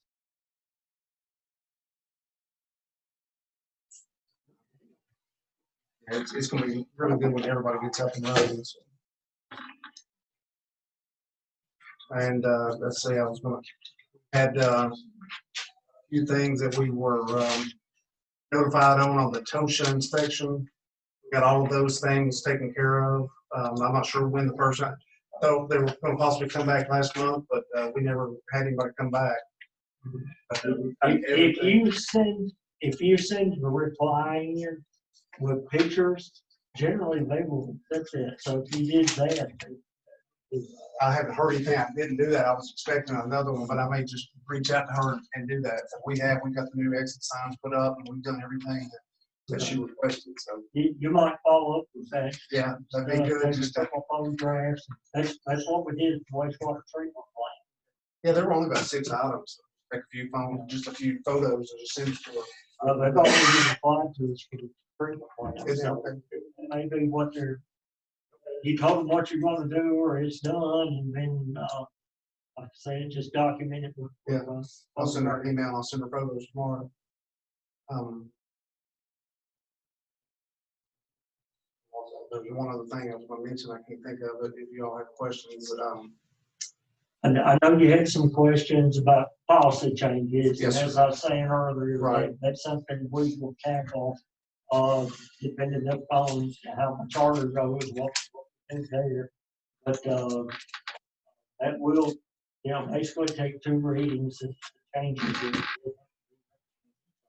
I know we'll need a lot more time to discuss it than what they're here tonight. right. The last time we changed the policy, I think we had 3 special call meetings. But can we go ahead and put on the agenda about the dollar amount that he's allowed to spend without approval? That's low, $200. Okay, and that's totally, that will be changing the purchasing law.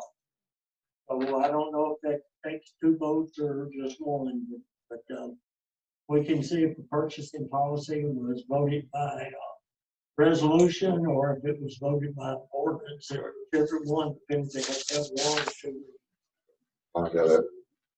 Can you elaborate with us why you want to, what's the purpose of initiating that change? In particular, but there was one thing Keisha helped me. There was we needed a computer, and so it was actually over 500, but just barely. Right, yeah. But I didn't realize until that came up that we had to have the mayor sign anything for over $200. And then I checked with Keisha last week, and she said that was actually implemented in 2008.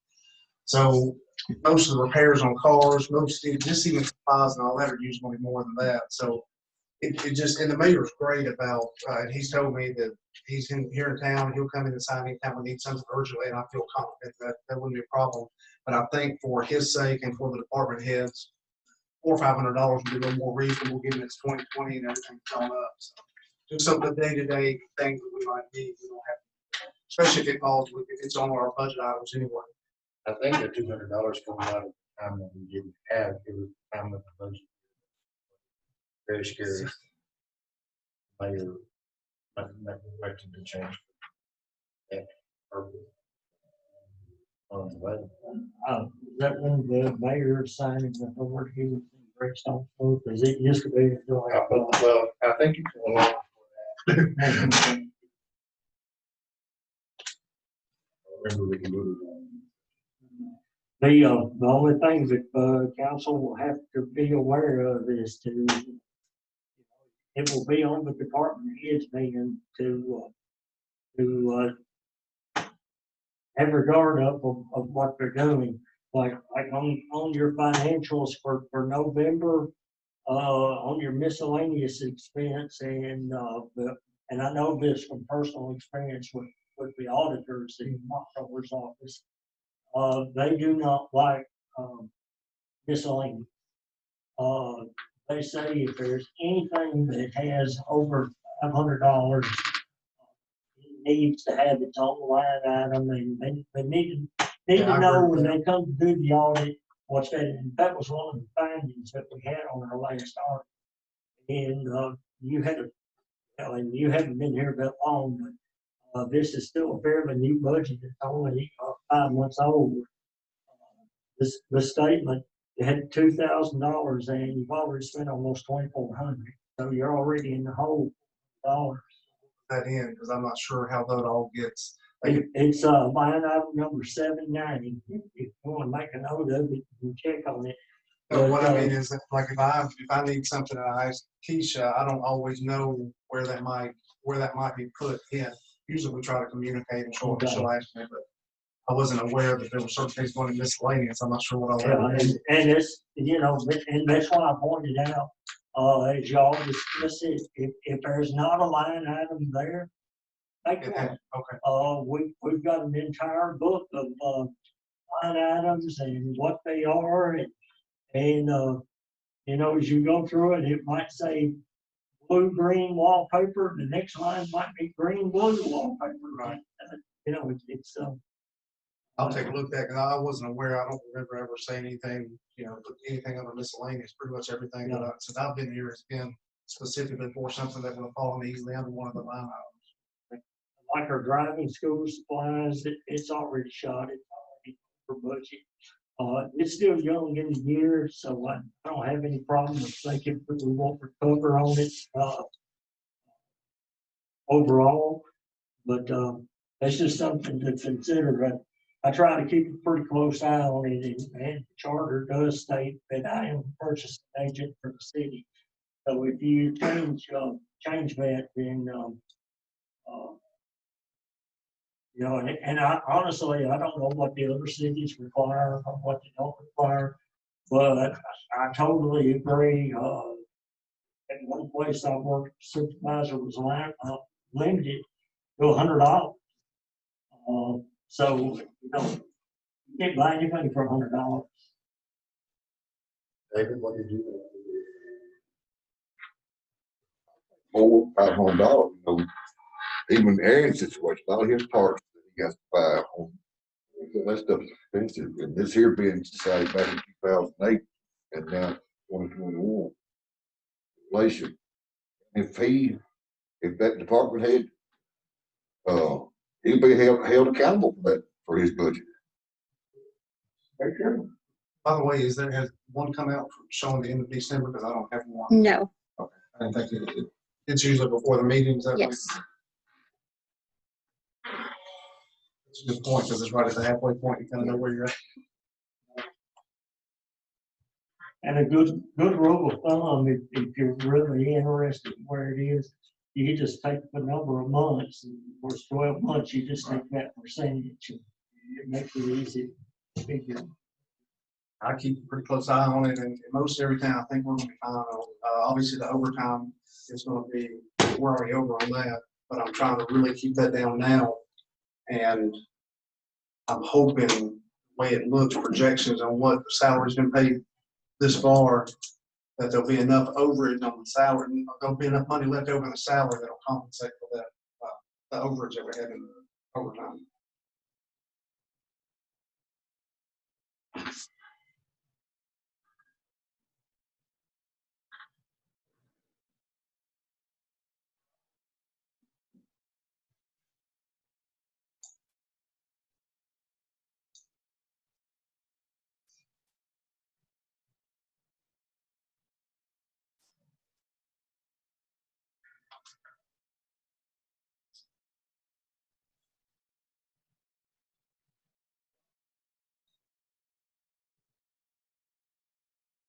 Anything else? Okay. Is that going on the agenda? Yeah. Okay.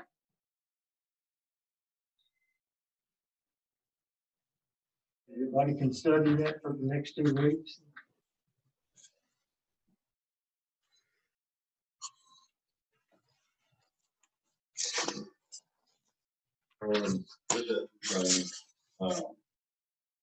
Gary and I talked today about, I want to take some of my guys up to the airback plant, which is our sewer, kind of where we get all of our, we put our sewer in and everything. They do a training session up there, and I think it'd be good, because none of us that are there now have been except for the guys that, and they do like a training session, and they show you, they kind of walk you through this plant, show you everything, how it's actually made and designed to work and all that.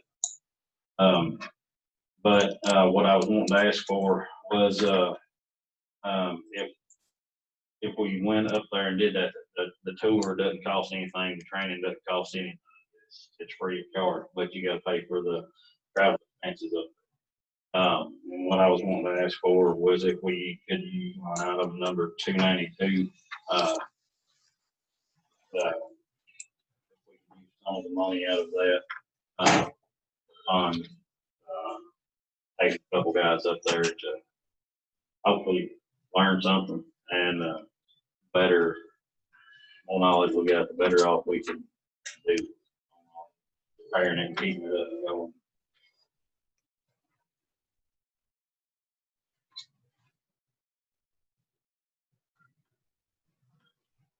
I think we had talked about, I might be wrong on this here, this is what we were talking about, that actually voted on, kind of agreed upon, that it would be all right for that to happen.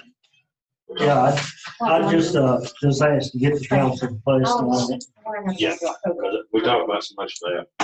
Yeah. Wire girl.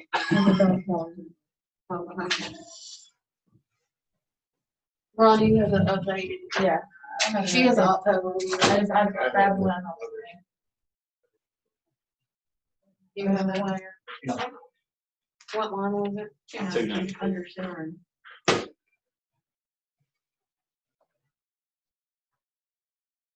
You know when you would go, I mean, They still. because Okay. of the Not- scheduling stuff makes it Yeah. difficult. Not a set date, I was just gonna kind of talk to them and see, I didn't know if I'm not 100% sure if they do it all the time, like it's something they do every day, or if they just have certain times about it. But, oh, we're gonna send all my guys. What I was planning on doing, myself and Shane, and probably Charles. Charles does a lot of the mechanicing, and he does almost all of the maintenance on the station. And even possibly even in JR, because he helps a lot with that. I don't know, I hadn't even talked to them about it other than Shane. So I would have to kind of talk to them to kind of see, they may not like travel. But, and it's just a 1-day thing, you just go up there, have a class, and then we would drive back that night. So we would drive up the day before and then stay in the hotel, go to the class that morning. And then, from my understanding, it takes several hours because they actually do 2 different things. They show you like the mechanical side of it, like the inside of it and everything as well. And it's kind of an actual class. So it's kind of a all-day thing, and then we could just drive by. You may have seen it, but, and I may have heard it, but where's this place at? It's in Indiana. Okay. Yeah, I can't think of, it's above Indianapolis. I know that it's north of Indianapolis, so it's pretty good. And they said it snows up there all the time, so I don't know that I'd want to go right now. It'd probably be closer to spring or in the spring or something. Right, and yeah. I will have to check into all this. I just wanted to make sure before I took all these steps that it would be, I guess, have y'all pleasant. I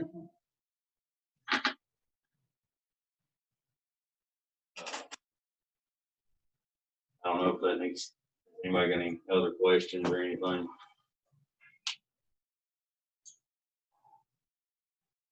No, go ahead. Are you done, or? do you- I'm done with that, yeah. You have more? Oh, yeah, I've got a few other things. Go ahead. And traffic control, we've had a few guys that's, having some issues. A few times some traffic coming around. I mean, we're getting, I don't know if it's just where there's more people in town now or what, but, I wanna try to send some guys with TAUD does a traffic control school or class.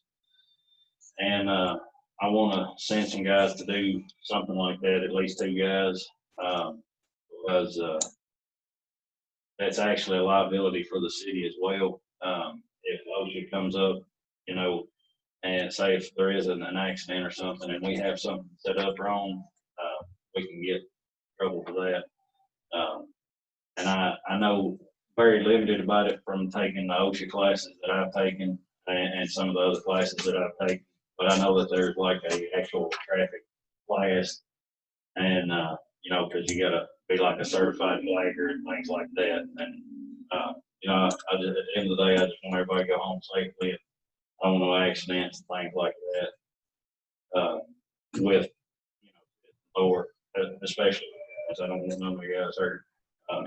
But that's something that I want to look into as well. I'm just kind of want to bring these things up.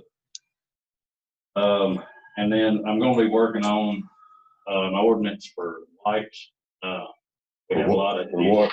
lights, like flushable lights. They're flushable. They'll flush it right down the commode. And when they get into our valves and our sewer system, when they get into our treatment plant, it's a mess. That's one of our top things that gives us trouble. And Jerry knows from talking to Chris, it's headache. It's locking pumps. Yeah, it tears pumps up, it tears locks the valves up. Educate me, what are you talking about? Like people use these flushable, it's like a baby wipe. Oh, okay, now I'm with you, flushable wipes, but they're really not, they don't. Yeah. Okay. They're Play it out. flushable on them, Yeah. but as soon as they hit the pipe, Isn't that the problem you had on Mill Street? Yes, ma'am. and Okay. when they hit a pump, they get in the pump and they'll lock the pump. Okay. And we'll have the same issue with the new sewer plant coming in. Yes. Let me ask you this. With an ordinance, how are we gonna identify where that light came from? Well, one thing about our system, now, we can't identify it when it gets into certain areas, but like there's a few houses, one on Poplar Street, we've had to dig up twice in the past couple months. But I know we've been into it several times in the past, and the people that live there, the pit's got 3 houses on it, so it's gotta come from one of those houses. They come from my neighbor's house, you come from mine. Yeah, so, and that's the thing, I don't know exactly how that would be enforced, but we need to at least do something, for some kind of awareness or something, because it's not just a problem here in this town. You go to any sewer classes, this is a big deal, they talk about it. Every sewer system in America right now is fighting this issue, and they're actually trying to get it passed into legislation. Correct. But They got a strong lobby, though. Johnson and Johnson's a big outfit. yeah, And some of so, the others. I mean, these things are flushable, but that once they go in, that's about as far as they go. They're not They don't break biodegradable, they don't break down. Now, they do make a few of them that do break down, because they actually have done some tests that some of the places that I go through, they'll actually take them and stick them in water and just let them sit there on the counter. And I mean, some of them been in there for over a year and they're still just like they was when you pulled it out of the package. Well, then I would think it would have to be biodegradable and flushable, but I guess not. Yeah. You would think that would be part of it. Yeah. And I don't know if Aaron's got any or not, but I've got pictures of that they've got them, they actually lock. I've got some pictures y'all don't see.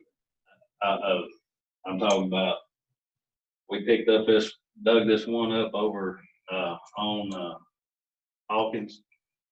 No, not Hawkins, North First Street. And it was, a 6-inch pipe, completely full. And when they came out, they was about that long, and it was just a big, solid, compact, looked like a big whole tissue roll or something, but it was all baby white.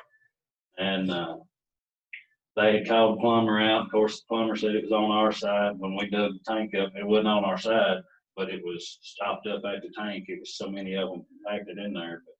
But they're a headache. And then, of course, we couldn't catch them all by the time we got it broke loose.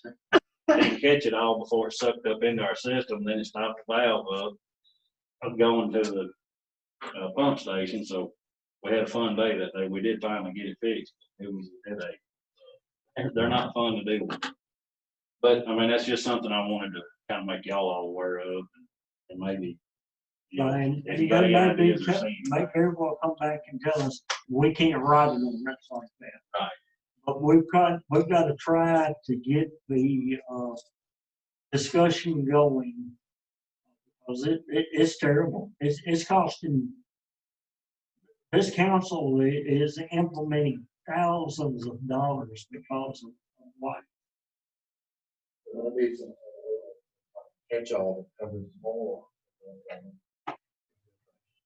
Well, even while we were discussing it, he brought up we had one, as a matter of fact, there's one of the ones he was talking about.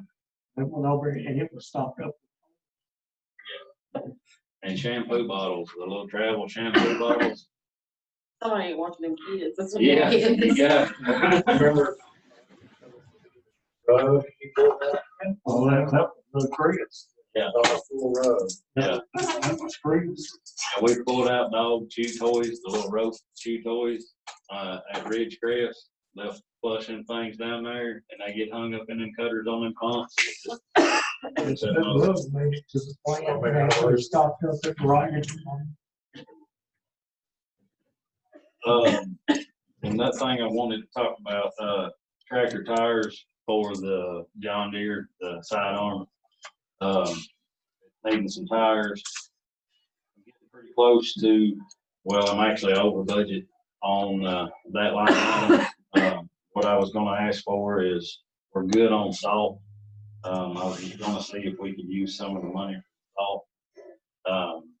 It's gonna be approximately $3,000 for the tires.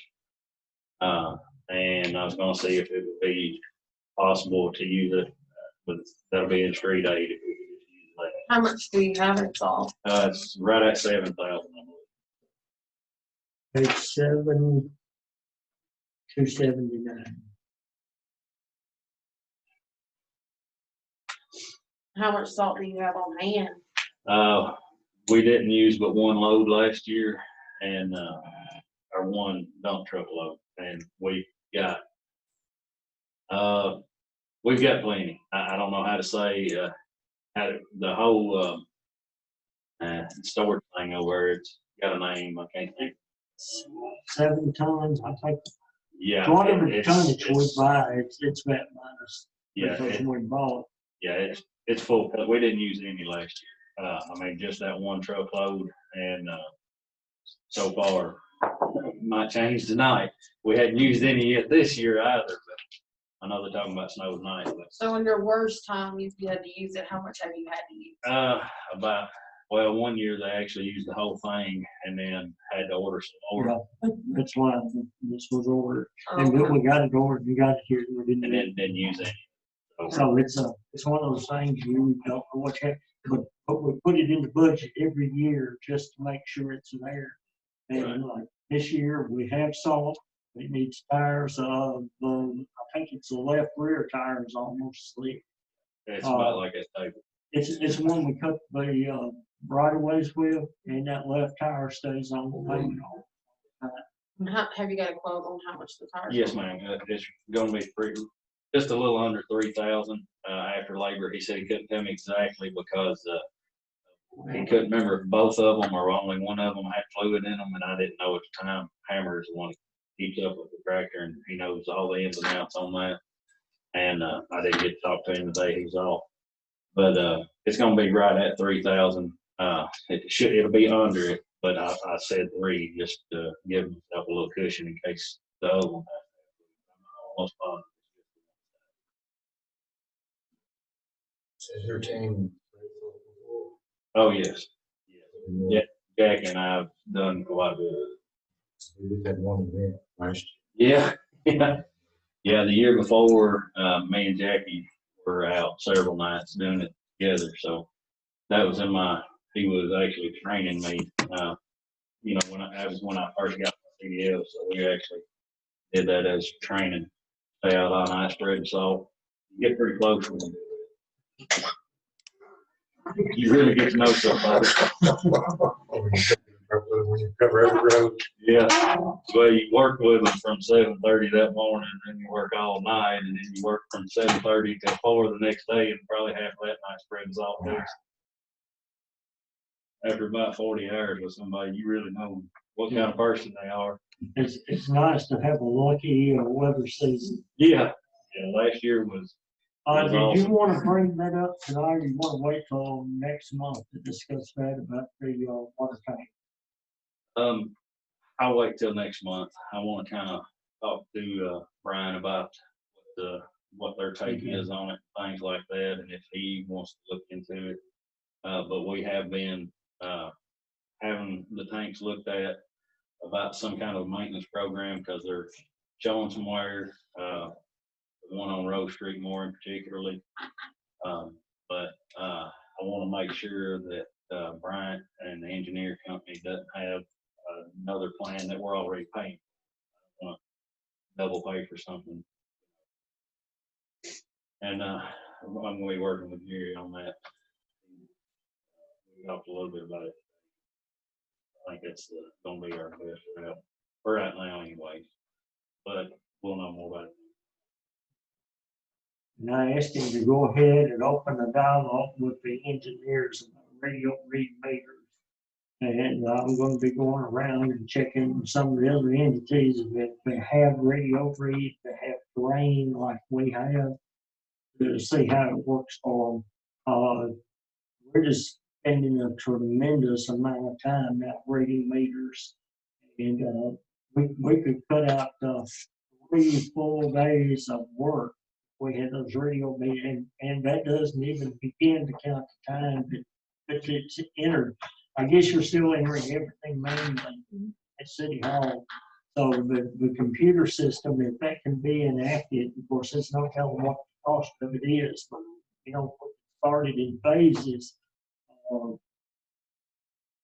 Going out doing rereads, checking it meter, and we discussed today if there was a shut off, you can shut it off from the computer like Tri-County does in electricity. So Charleston County. I'm all over it now. They've got one on my farm in Charleston County. Well, every time it rains, it fills up with water and mud. But now I don't reckon they have a good problem.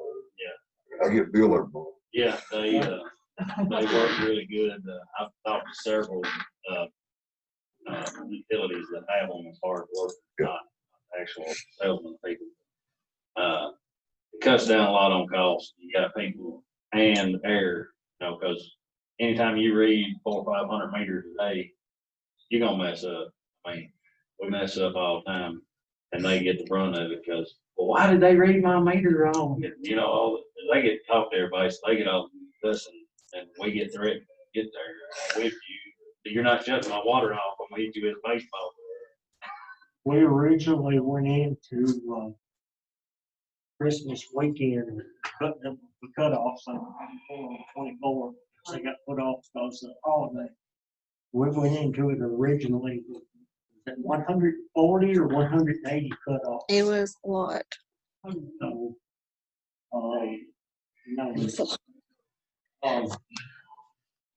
I was going to try to use the CDBG grant in 2019 to explore the possibilities of this. And it looks like now we're pretty much out of the grant cycle. So I'm going to start exploring the possibilities, start getting cost estimates, and may try to get that in the budget for water. Of course, all of that would come straight out of water, isn't it? There's several different types. They make a type where you got a laptop, or not a laptop, but a tablet, kind of like what Brian has. You just set it in the truck and you drive around. One person drives around, and as you pass that meter, it picks it up. Or you can set up like where the water tower is, and it'll pick up so many, and then it'll show you like on a map which ones that it didn't get. And then you just have to drive closer to them, and as it gets closer to them, it starts picking them up. And I think that's the least expensive type, which still requires one person. And then you got to take it to City Hall and they download it into their computer or whatever. It may even, I'm not 100% sure on that. But then they also have other types where all they gotta do is they pull up their computer and you say, hey, you know, I think I got a leak. They can pull it up on the computer. Yes, your meter's spinning right now if you don't have nothing at home, you know, and then they can shut it off right there as well. So if you're on vacation, it's cold, you got a pipe, you know, that bust or whatever, you know, more likely you're not gonna know that. In that situation, you could call City Hall and shut it off. But, and it also will send an alarm, like say, if you normally only use 200-300 gallons a day, and then all of a sudden your meter jumped up to 1,000-1,500 gallons, it'll send an alarm to City Hall. They'll get a flash or an email or something like that, and they'll say, hey, this person might have a possible leak, and they can check into it that way also. And then, you know, they don't have to enter nothing in the computer. They just go out and, you know, tie it in with the billing and all that. Whenever it gets time to shut them off, they don't have to call us, or we don't have to go out and shut it off, go to City Hall, drop the work order off, and then by that time, they're ready for it to cut back on. Cut it right back on and then come back. Shut off day is worse than meter reading, I believe. I'm curious if there was software without the radio where they could enter the reading and then it will communicate with City Hall without having to manually re-enter them.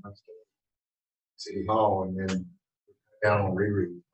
So like you're talking about, like we had a handheld thing. If you had a phone, we used to have a physical handheld. Now I Yes. think there's always There is. that we got on the phone. I don't know, there probably is on the phone. I don't know about that for sure, but I do know that they have a handheld thing, cause, my father-in-law used to use Lebanon, and, they go around and they would punch in the numbers and, you know, but it's still manually reading it, but it's all right there.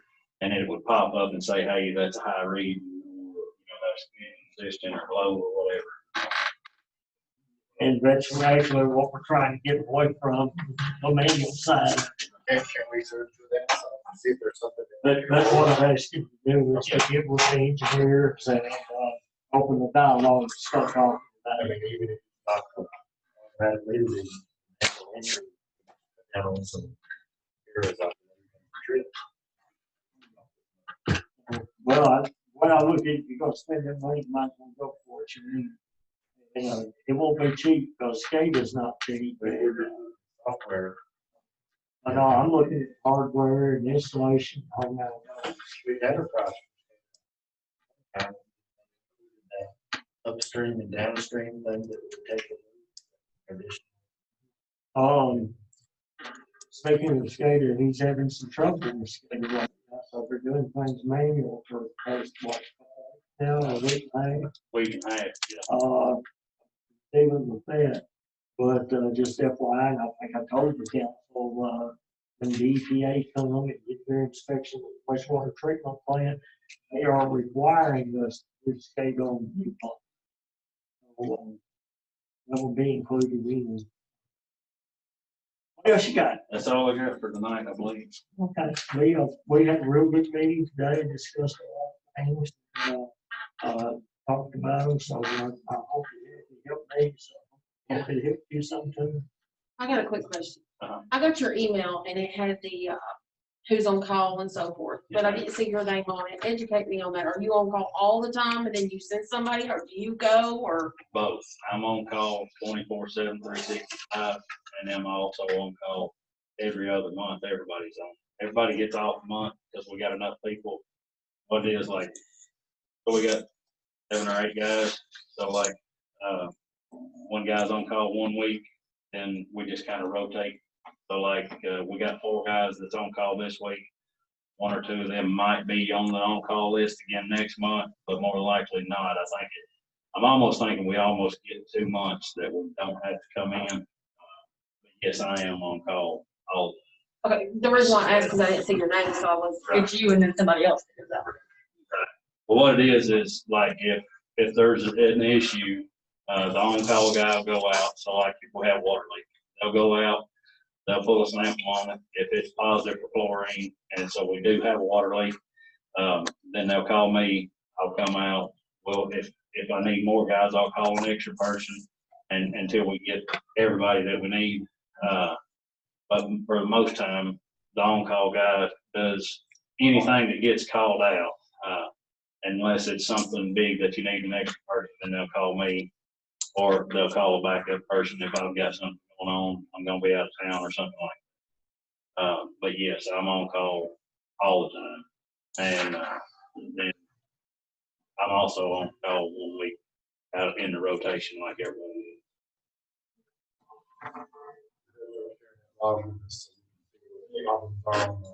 Yeah, I can do that. Y'all see anything that I missed other than getting to Miss Keisha? Miss Keisha? I don't have my report printed out, but I think I emailed it to everybody. So no, I put on there the taxes were coming in. They're coming in pretty steadily. We got the audit report. I guess if you have any questions, get with me. Probably won't be able to answer them, but I'll get with Mr. Poole and get an answer. I think last year we talked about maybe having him come to a meeting and going over it, but then COVID happened, so. He might be able, if we do hybrid Zoom, he might be able to come right in on that. Maybe have him on the Zoom part. Okay, I can check with him on that and see if that's something he might be willing to do.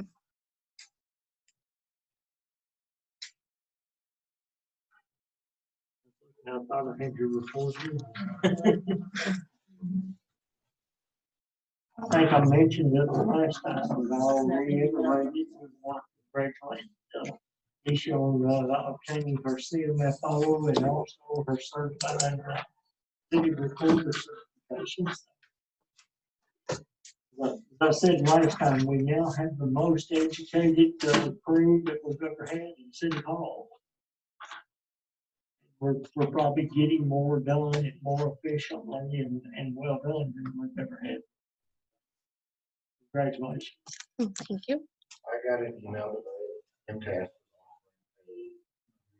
class for the Signed up for it. for the non-professional. Yes. Because going forward, I'm gonna have a lot of questions. Knowing that going in, you might have some questions. Yes. Yeah, I got that email and I was like, I think I need this. Other hat you kind of wear, isn't it? You're kind of a human resource. Right. person. Yeah. Human resource, insurance, CMFO finance, city recorder, court, planning and zoning, board of appeals, all that falls under the recorder's office. It's and I'm sure I'm leaving it out to three, so.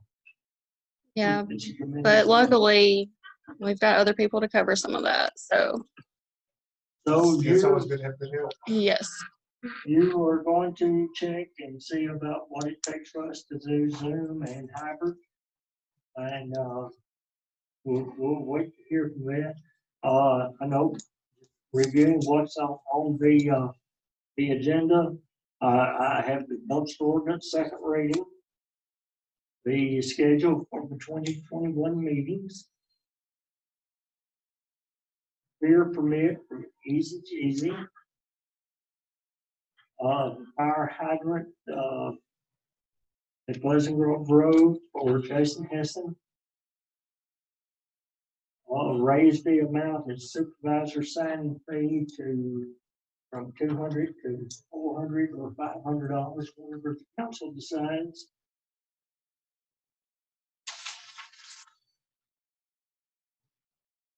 What it is. It's the same things I have. Sound good to everybody? Let's go home. Let